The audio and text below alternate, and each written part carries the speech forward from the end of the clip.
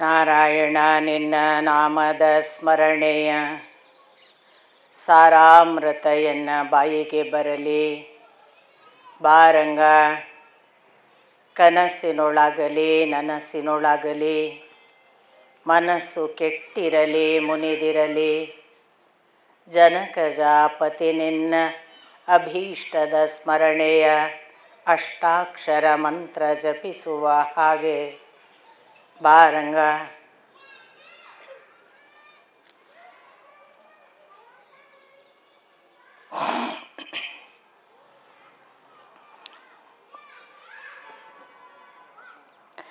ನಾರಾಯಣಂ ನಮಸ್ಕೃತ್ಯ ನರಂ ಚೈವ ನರೋತ್ತಮಂ ದೇವೀಂ ಸರಸ್ವತೀಂ ವ್ಯಾಸಂ ತತೋ ಜಯಮುದೀರಯೇತ್.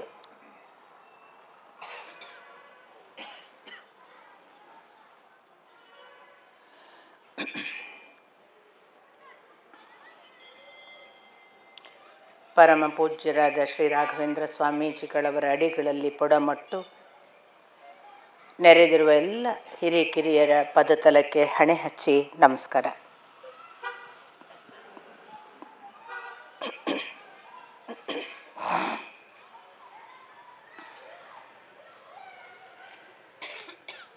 ಹಂತ ಹಂತವಾಗಿ ಕೌಟುಂಬಿಕ ಕಥೆ ಒಂದು ನಿಧಾನಕ್ಕೆ ಎಷ್ಟು ವೇದಾಂತಗಳ ಜೊತೆಗೆ ಕೂಡ ಸಾಕ್ತಿದೆ ಅಂತ ನೀವು ನಿನ್ನೆಯಿಂದ ನೋಡ್ತಾ ಇದ್ದೀರಿ.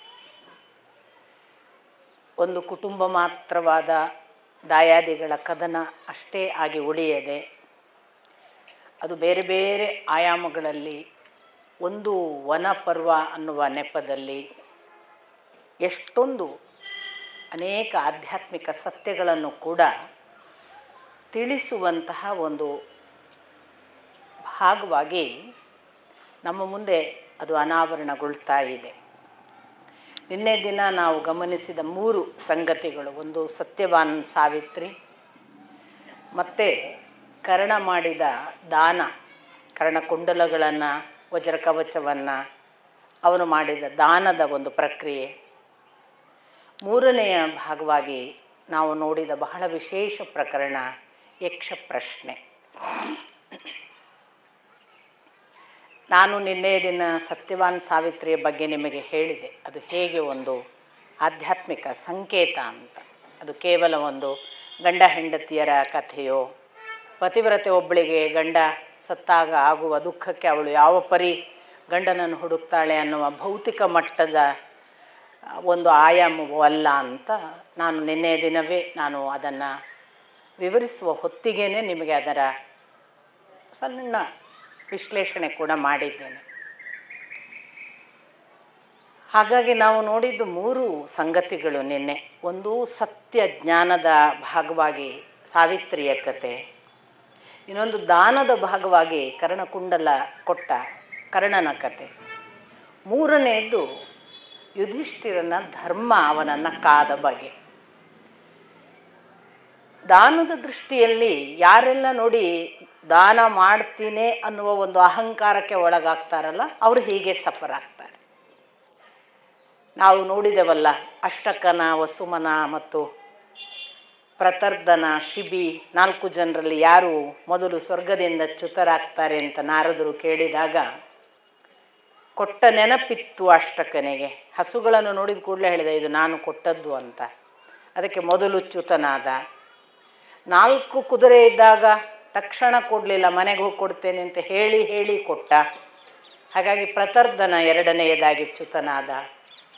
3ನೇದು ವಸುಮನಸ, ಅವನು ವಾಸ್ತವಿಕ ಅವನದೊಂದು ರೀತಿಯ ಚ್ಯುತಿಗೆ ಕಾರಣವಾದದ್ದು. ಶಿಬಿಯದ್ದೊಂದು ಎಲ್ಲ ನೀವು ನೋಡಿದ್ದೀರಿ.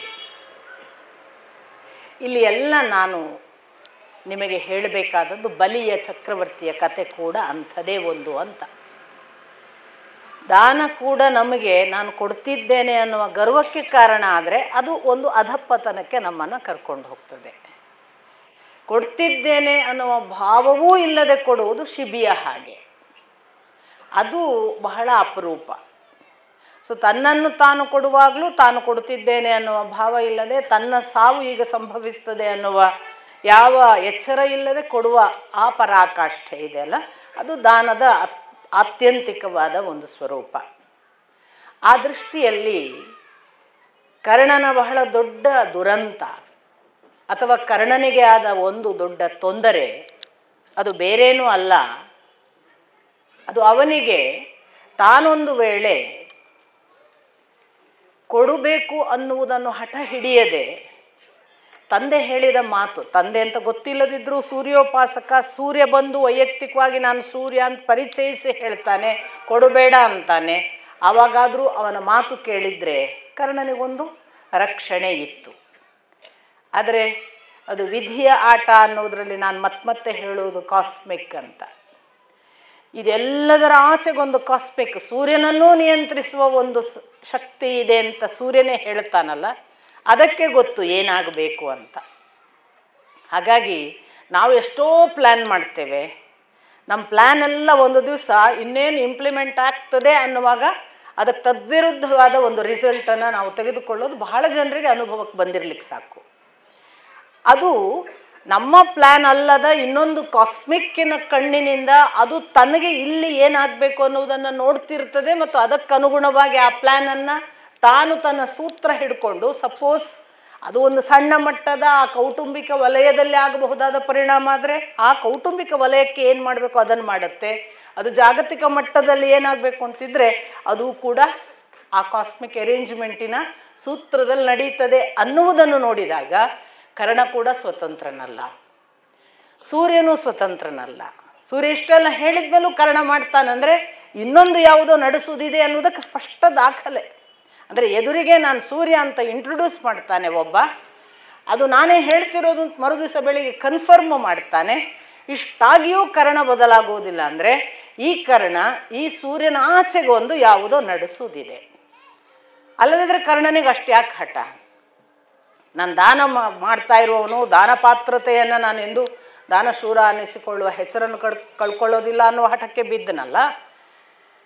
ಹಾಗಾಗಿ ಕೊಡ್ತೇನೆ ಅನ್ನುವುದು ಕೂಡ ನಮ್ಮ ತಿಳಿವಿನ, ನಮ್ಮ ಎಚ್ಚರದ ಭಾಗವಾದರೆ ಅದು ಕೂಡ ಕೊಟ್ಟ ಹಾಗಲ್ಲ, ಅದು ನಮ್ಮ ಅವನತಿಗೆ ಕಾರಣ ಆಗಬಹುದು ಅನ್ನುವುದು ಕರ್ಣನ ಒಂದು ಕಥೆಯಲ್ಲಿ ಗೊತ್ತಾಗುವುದು.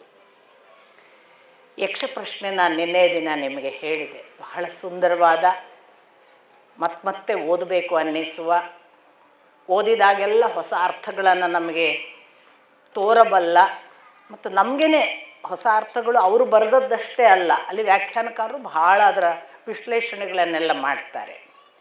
ಬಹುಶಃ ನಾವು ವೈಯಕ್ತಿಕವಾಗಿ ನಾನು ಅದರೊಟ್ಟಿಗೆ ಕೂತ್ರೆ ಅದೊಂದು 29x4 ಪ್ರಶ್ನೆಗಳು, ಉಳಿದದ್ದು 30, 31, 32, 33, 34 ಸುಮಾರಾಗಿ 1-2 ಪ್ರಶ್ನೆಗಳು. ಒಂದು ಹೊಸ ಲೋಕವನ್ನು ಅನಾವರಣ ಮಾಡ್ಬೋದಂತ ಅನಿಸುತ್ತೆ ಬರೀ ಅದರೊಟ್ಟಿಗೆ ಕೂತ್ರೆ.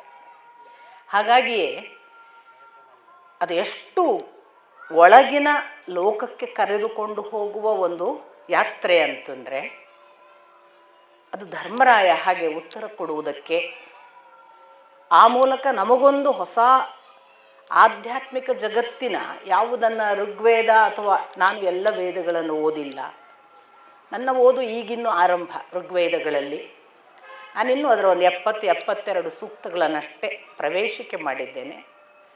ಅಷ್ಟರಲ್ಲಿ ನನಗನ್ನಿಸಿದ್ದು ಅವರು ಪೂರ್ತಿಯಾಗಿ ಯಾವುದನ್ನು ದೇವದೇವತೆಗಳು ಅಂತ ಹೇಳ್ತಾರೆ, ಇಂದ್ರ ಅಂತ ಹೇಳ್ತಾರೆ, ಯಜ್ಞ ಅಂತ ಹೇಳ್ತಾರೆ, ಅವೆಲ್ಲವೂ ಕೂಡ ಆಂತರಂಗಿಕ ಯಜ್ಞ, ಆಂತರಂಗಿಕ ದೇವತೆಗಳು, ಆಂತರಂಗಿಕ ಶಕ್ತಿಗಳ ಬಗ್ಗೆ ಇದೆ ಅಂತ ಸ್ಪಷ್ಟ ಆಗುತ್ತೆ.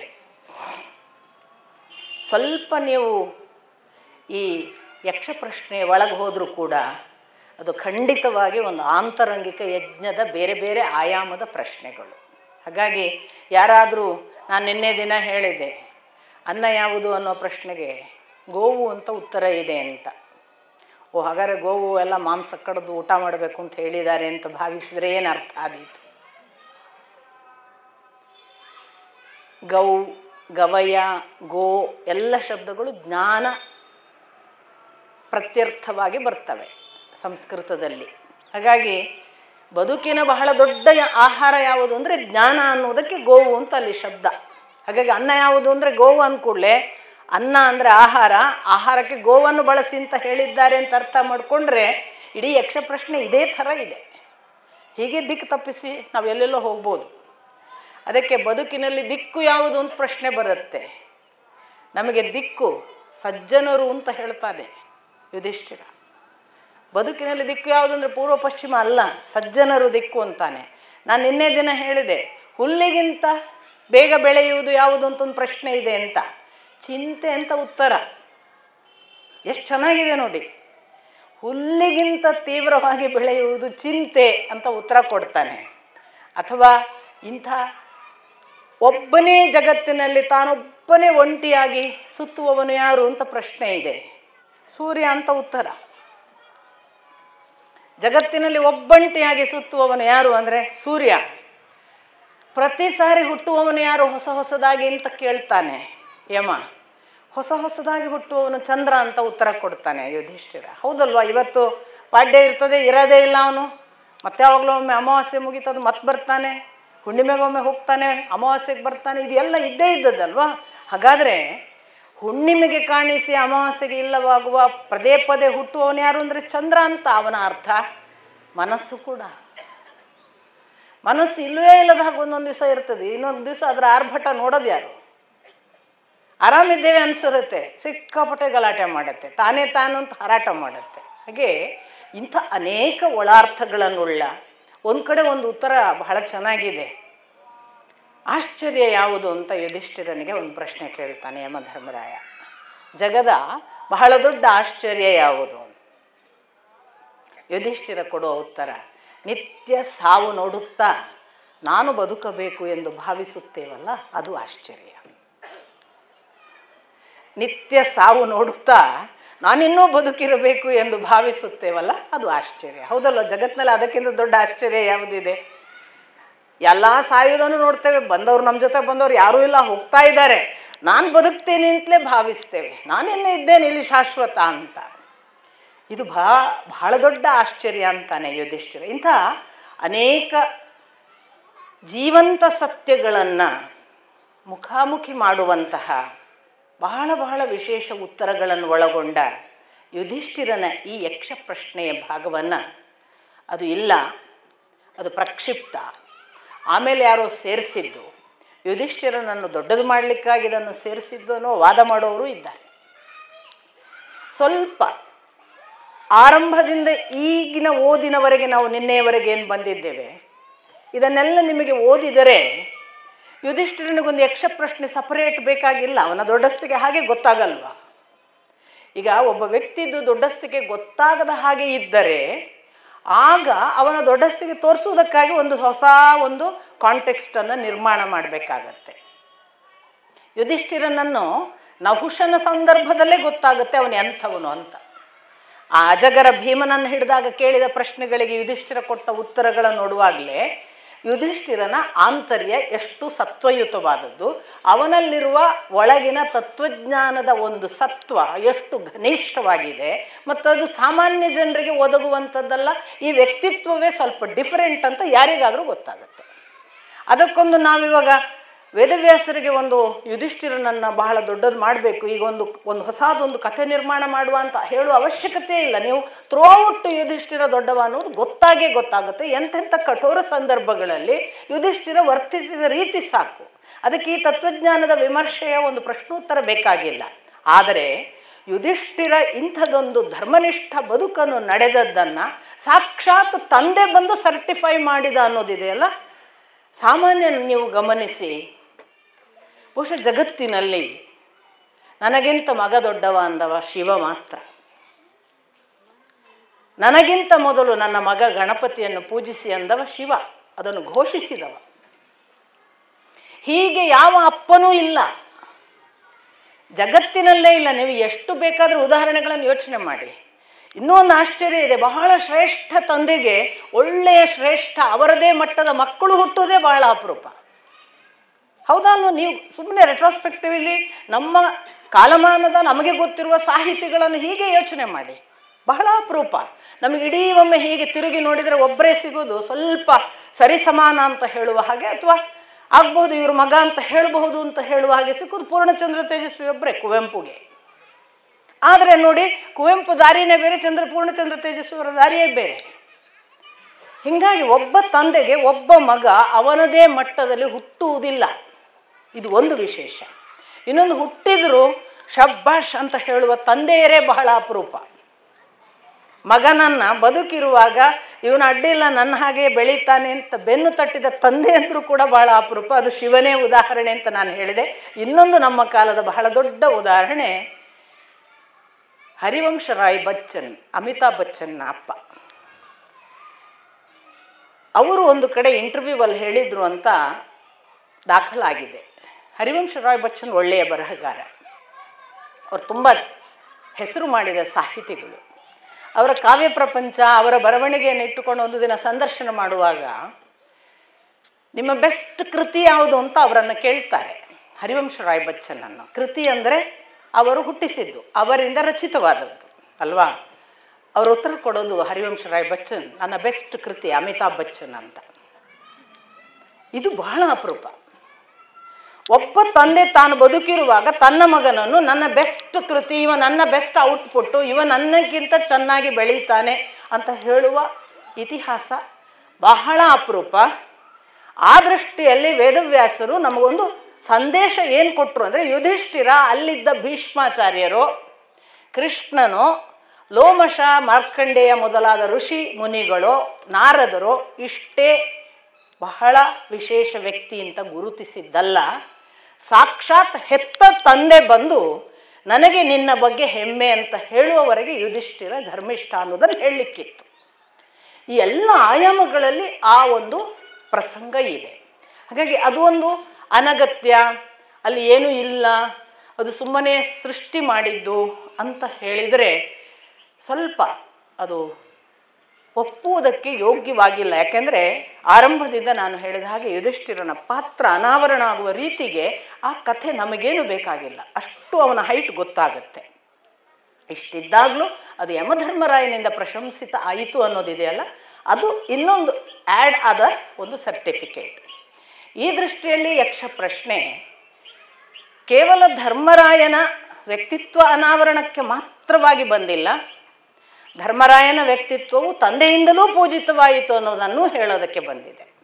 ಮತ್ತು ಧರ್ಮರಾಯ, ನಾನು ನಿಮಗೆ ಹೇಳಿದೆ ಯಾವ ಮಟ್ಟದ ಸಮಚಿತ್ತತೆ ಬೇಕು. 4 ಜನ ತನ್ನ ಕಣ್ಣ ಮುಂದೆ ತನ್ನ ತಮ್ಮಂದಿರು ಇಲ್ಲವಾಗುವ ಹೊತ್ತಿನಲ್ಲಿ ಅಷ್ಟು 126 ಅಥವಾ 190 ಪ್ರಶ್ನೆ ಕೇಳುವಾಗ ಉತ್ತರ ಕೊಡ್ತಾನಲ್ಲ, ಯಾವ ಸಂಯಮ! ಇದು ಎಲ್ಲ ಸಂದರ್ಭದಲ್ಲಿತ್ತು. ಭೀಮನನ್ನು ನುಂಗಲಿಕ್ಕೆ ಸಿದ್ಧವಾದ ಅಜಗರನ ಸಂದರ್ಭದಲ್ಲೂ ನಹುಷನ ಹತ್ರ ಬೇಗ ಬಿಡು, ನನ್ನ ತಮ್ಮನನ್ನು ಕರ್ಕೊಂಡು ಹೋಗ್ತೇನೆ ಅಂತ ಅವಸರ ಮಾಡಲಿಲ್ಲ ಅಂತ ನಾನು ನಿಮಗೆ ಅದನ್ನು ಹೇಳಿದೆ. ಇದೆಲ್ಲ ಯುಧಿಷ್ಠಿರನ ವ್ಯಕ್ತಿತ್ವದ ಒಂದೊಂದು ಗಣನೆಗೆ ನೀವು ಪರಿಗಣಿಸಬೇಕಾದಂತಹ ಸಂಗತಿಗಳು.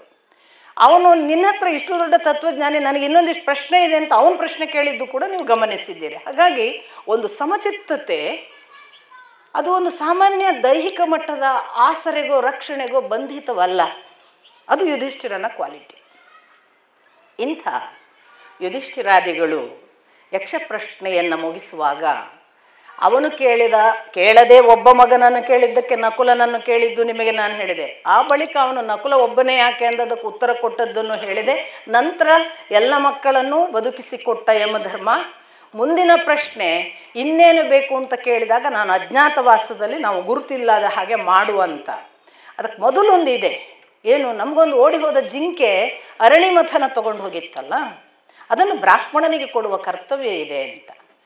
ಆಗ ಯಮಧರ್ಮರಾಯ ಹೇಳ್ತಾನೆ, ಅದು ನಾನೇ ತಗೊಂಡು ಹೋಗಿದ್ದು, ಅದನ್ನು ಮುಟ್ಟಿಸಿ ಅಂತ. ಹಾಗೆ ಅದು ಬಹಳ ಮುಖ್ಯ ಕರ್ತವ್ಯವಾಗಿ ಅದನ್ನು ಫಸ್ಟ್ ಕೇಳ್ತಾನೆ, ಆಮೇಲೆ ಅಜ್ಞಾತವಾಸದ್ದು. ಹಾಗಾಗಿ ಧರ್ಮರಾಯ ಎಲ್ಲೂ ಕೂಡ ತನ್ನ ಧರ್ಮನಿಷ್ಠೆಯಲ್ಲಿ ಒಂದು ಯಾವುದು ಪ್ರಥಮ ಯಾವುದು ನಂತರ ಅನ್ನೋ ಎಚ್ಚರ ಕೂಡ ಇದೆ ನೋಡಿ. ಆ ನಂತರ ಅಜ್ಞಾತವಾಸದ ಪರಿಚಯ ಇಲ್ಲದ ಹಾಗೆ ಮಾಡು ಅಂತ ಹೇಳಿದ್ದು. ಸೊ ಇಂಥ ಎಲ್ಲ ಒಂದು ವಿಶೇಷ ಅನುಗ್ರಹವನ್ನು ಸಾಕ್ಷಾತ್ ತಂದೆಯಿಂದ ಪಡೆದು ಅಥವಾ ಲೋಕಕ್ಕೆ ಯಮಧರ್ಮರಾಯನಾದವನಿಂದ ಪಡೆದು ಅಲ್ಲಿಂದ ಮುಂದೆ ತಾವು ದ್ವೈತವನದ ಕೊನೆಯ ಹಂತದಲ್ಲಿರುವ ಆ ಸಂದರ್ಭದಲ್ಲಿ ಇನ್ನೇನು ಕೆಲ ದಿನಗಳ ಒಳಗೆ ನಾವು ಇಲ್ಲಿಂದ ಪಾರಾಗಬೇಕು, ಇಲ್ಲಿ ಉಳಿಬಾರ್ದು, ಬೇಗನೆ ಅಜ್ಞಾತವಾಸಕ್ಕೆ ಹೋಗಬೇಕು, ಎಲ್ಲಿಗೂ ಹೋಗಬೇಕು ಅನ್ನೋದನ್ನು ಡಿಸ್ಕಸ್ ಮಾಡುವಾಗ ಯಮಧರ್ಮರಾಯ ಕೊಟ್ಟಿದ್ದ ಸೂಚನೆ ವಿರಾಟನ ನಗರದಲ್ಲಿ ಇರಿ ಅಂತ. ಹಾಗಾಗಿ ನೀವು ಮತ್ಸ್ಯ ದೇಶಕ್ಕೆ ಹೋಗಿ ವಿರಾಟನ ಅರಮನೆಯಲ್ಲಿರಿ, ಅದು ನಿಮಗೆ ಒಳ್ಳೆಯ ಜಾಗ ಅಂತ ಯಮಧರ್ಮ ಸೂಚಿಸಿರ್ತಾನೆ.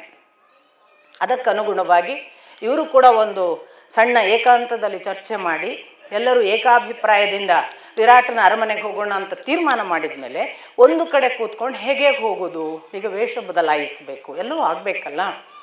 ಈ ದೃಷ್ಟಿಯಿಂದ ಯೋಚನೆ ಮಾಡ್ತಾರೆ. ಜೊತೆಗೆ ತಮ್ಮ ಜೊತೆಗೆ ಈಗಾಗಲೇ ಬಂದಿರೋ ಬ್ರಾಹ್ಮಣರು, ಋಷಿಗಳು ಅಥವಾ ತಾವು ಇನ್ಯಾರೋ ಎಲ್ಲ ಸೇನೆಯಿಂದ ಬೇಕಾದ ಸಹಾಯಕ್ಕಾಗಿ ಕೆಲವು ಸಹಾಯಕರನ್ನು ಕರ್ಕೊಂಡು ಬಂದಿದ್ದಾರೆ. ಎಲ್ಲರನ್ನೂ ಈಗ ವ್ಯವಸ್ಥೆ ಮಾಡಬೇಕು. ತಾವು ಮಾತ್ರ ಹೋಗಬೇಕು, ಯಾರಿಗೂ ಕಾಣದೆ. ಈ 5 ಜನ ಮಾತ್ರ ಗುಪ್ತವಾಗಿ ಹೋಗಬೇಕು, ಧೌಮ್ಯರು ಕೂಡ ಬರುವ ಹಾಗಿಲ್ಲ. ಹಾಗಾಗಿ ಆ ಗುರು ಸಮ್ಮುಖದಲ್ಲಿ ಹೇಗೆ ಮಾಡೋದು ಅಂತ ಒಂದು ಸಣ್ಣ ಚರ್ಚೆಗಳನ್ನು ಮಾಡಿ ಅವರನ್ನೆಲ್ಲ ಪಾಂಚಾಲಕ್ಕೆ ಅಥವಾ ದ್ವಾರವತಿ, ಒಂದು ದೃಪದನ ಜಾಗಕ್ಕೆ ಪಾಂಚಾಲ ದೇಶ, ಇನ್ನೊಂದು ದ್ವಾರವತಿ ಅಂದರೆ ಕೃಷ್ಣನ ಜಾಗಕ್ಕೆ ಕಳಿಸೋದು ಎಲ್ಲರನ್ನು. ಮತ್ತು ಅವರಿಗೆ ಕೊಟ್ಟ ರಥದಲ್ಲಿ ಕಳಿಸುವಾಗ ನಾವೆಲ್ಲಿ ಹೋಗ್ತೇವೆ ಅಂತ ಅವ್ರಿಗೆ ಹೇಳೋಂಗಿಲ್ಲ, ಅಷ್ಟು ಜನರಿಗೂ ಹೇಳುವ ಹಾಗಿಲ್ಲ. ಮತ್ತು ಅವ್ರ ಹತ್ರ ನಮಗೆ ಗೊತ್ತಿಲ್ಲ ಪಾಂಡವರು ಎಲ್ಲಿ ಹೋದ್ರು ಅಂತ ಯಾರಾದರೂ ಕೇಳಿದರೆ ಅವ್ರು ಹೇಳಬೇಕು ನಮಗೆ ಗೊತ್ತಿಲ್ಲ, ಅವರು ನಮ್ಮನ್ನು ದ್ವೈತವನದಿಂದ ಕಳುಹಿಸಿಕೊಟ್ರು, ದ್ವೈತವನದಿಂದ ಎಲ್ಲಿ ಹೋದ್ರು ಅಂತ ನಮ್ಗೆ ಗೊತ್ತಿಲ್ಲ ಅಂತ ಹೇಳಬೇಕು ಅಂತಲೇ ಅವರಿಗೂ ಕೂಡ ಒಂದು ಮಾತು. ಈ ಥರ ಎಲ್ಲ ತೀರ್ಮಾನ ಮಾಡಿ ತಮ್ಮ ಜೊತೆಗೆ ಬಂದವ್ರನ್ನೆಲ್ಲ ಕಳಿಸ್ತಾರೆ, ಕೊಟ್ಟು ವಾಪಸ್ ಹೋಗಿ ಅಂತ. ಇನ್ನು ಧೌಮ್ಯರಿಗೆ ನಮಸ್ಕರಿಸಬೇಕು, ಮಾರ್ಕಂಡೇಯ ಮೊದಲಾದ ಋಷಿಗಳಿಗೆಲ್ಲ ನಮಸ್ಕರಿಸುವಾಗ ಯುಧಿಷ್ಠಿರ ಬಹಳ ದುಃಖಿತನಾಗಿ, ಇದೊಂದು ವರ್ಷ ಎಲ್ಲಿಯಾದರೂ ಈ ಒಂದು ವರ್ಷದಲ್ಲಿ ನಮ್ಮ ಗುರುತು ಹತ್ತಿದರೆ ನಾವು ಮರಳಿ 13 ವರ್ಷ ಅಂತ ಅಳ್ಳಿಕ್ಕೆ ಶುರು ಮಾಡ್ತಾನೆ. ನಾವು ಮತ್ತೆ 13 ವರ್ಷ ಅನುಭವಿಸಬೇಕು ಅಂತ ಒಂದು ದುಃಖಕ್ಕೆ ಒಳಗಾಗ್ತಾನೆ.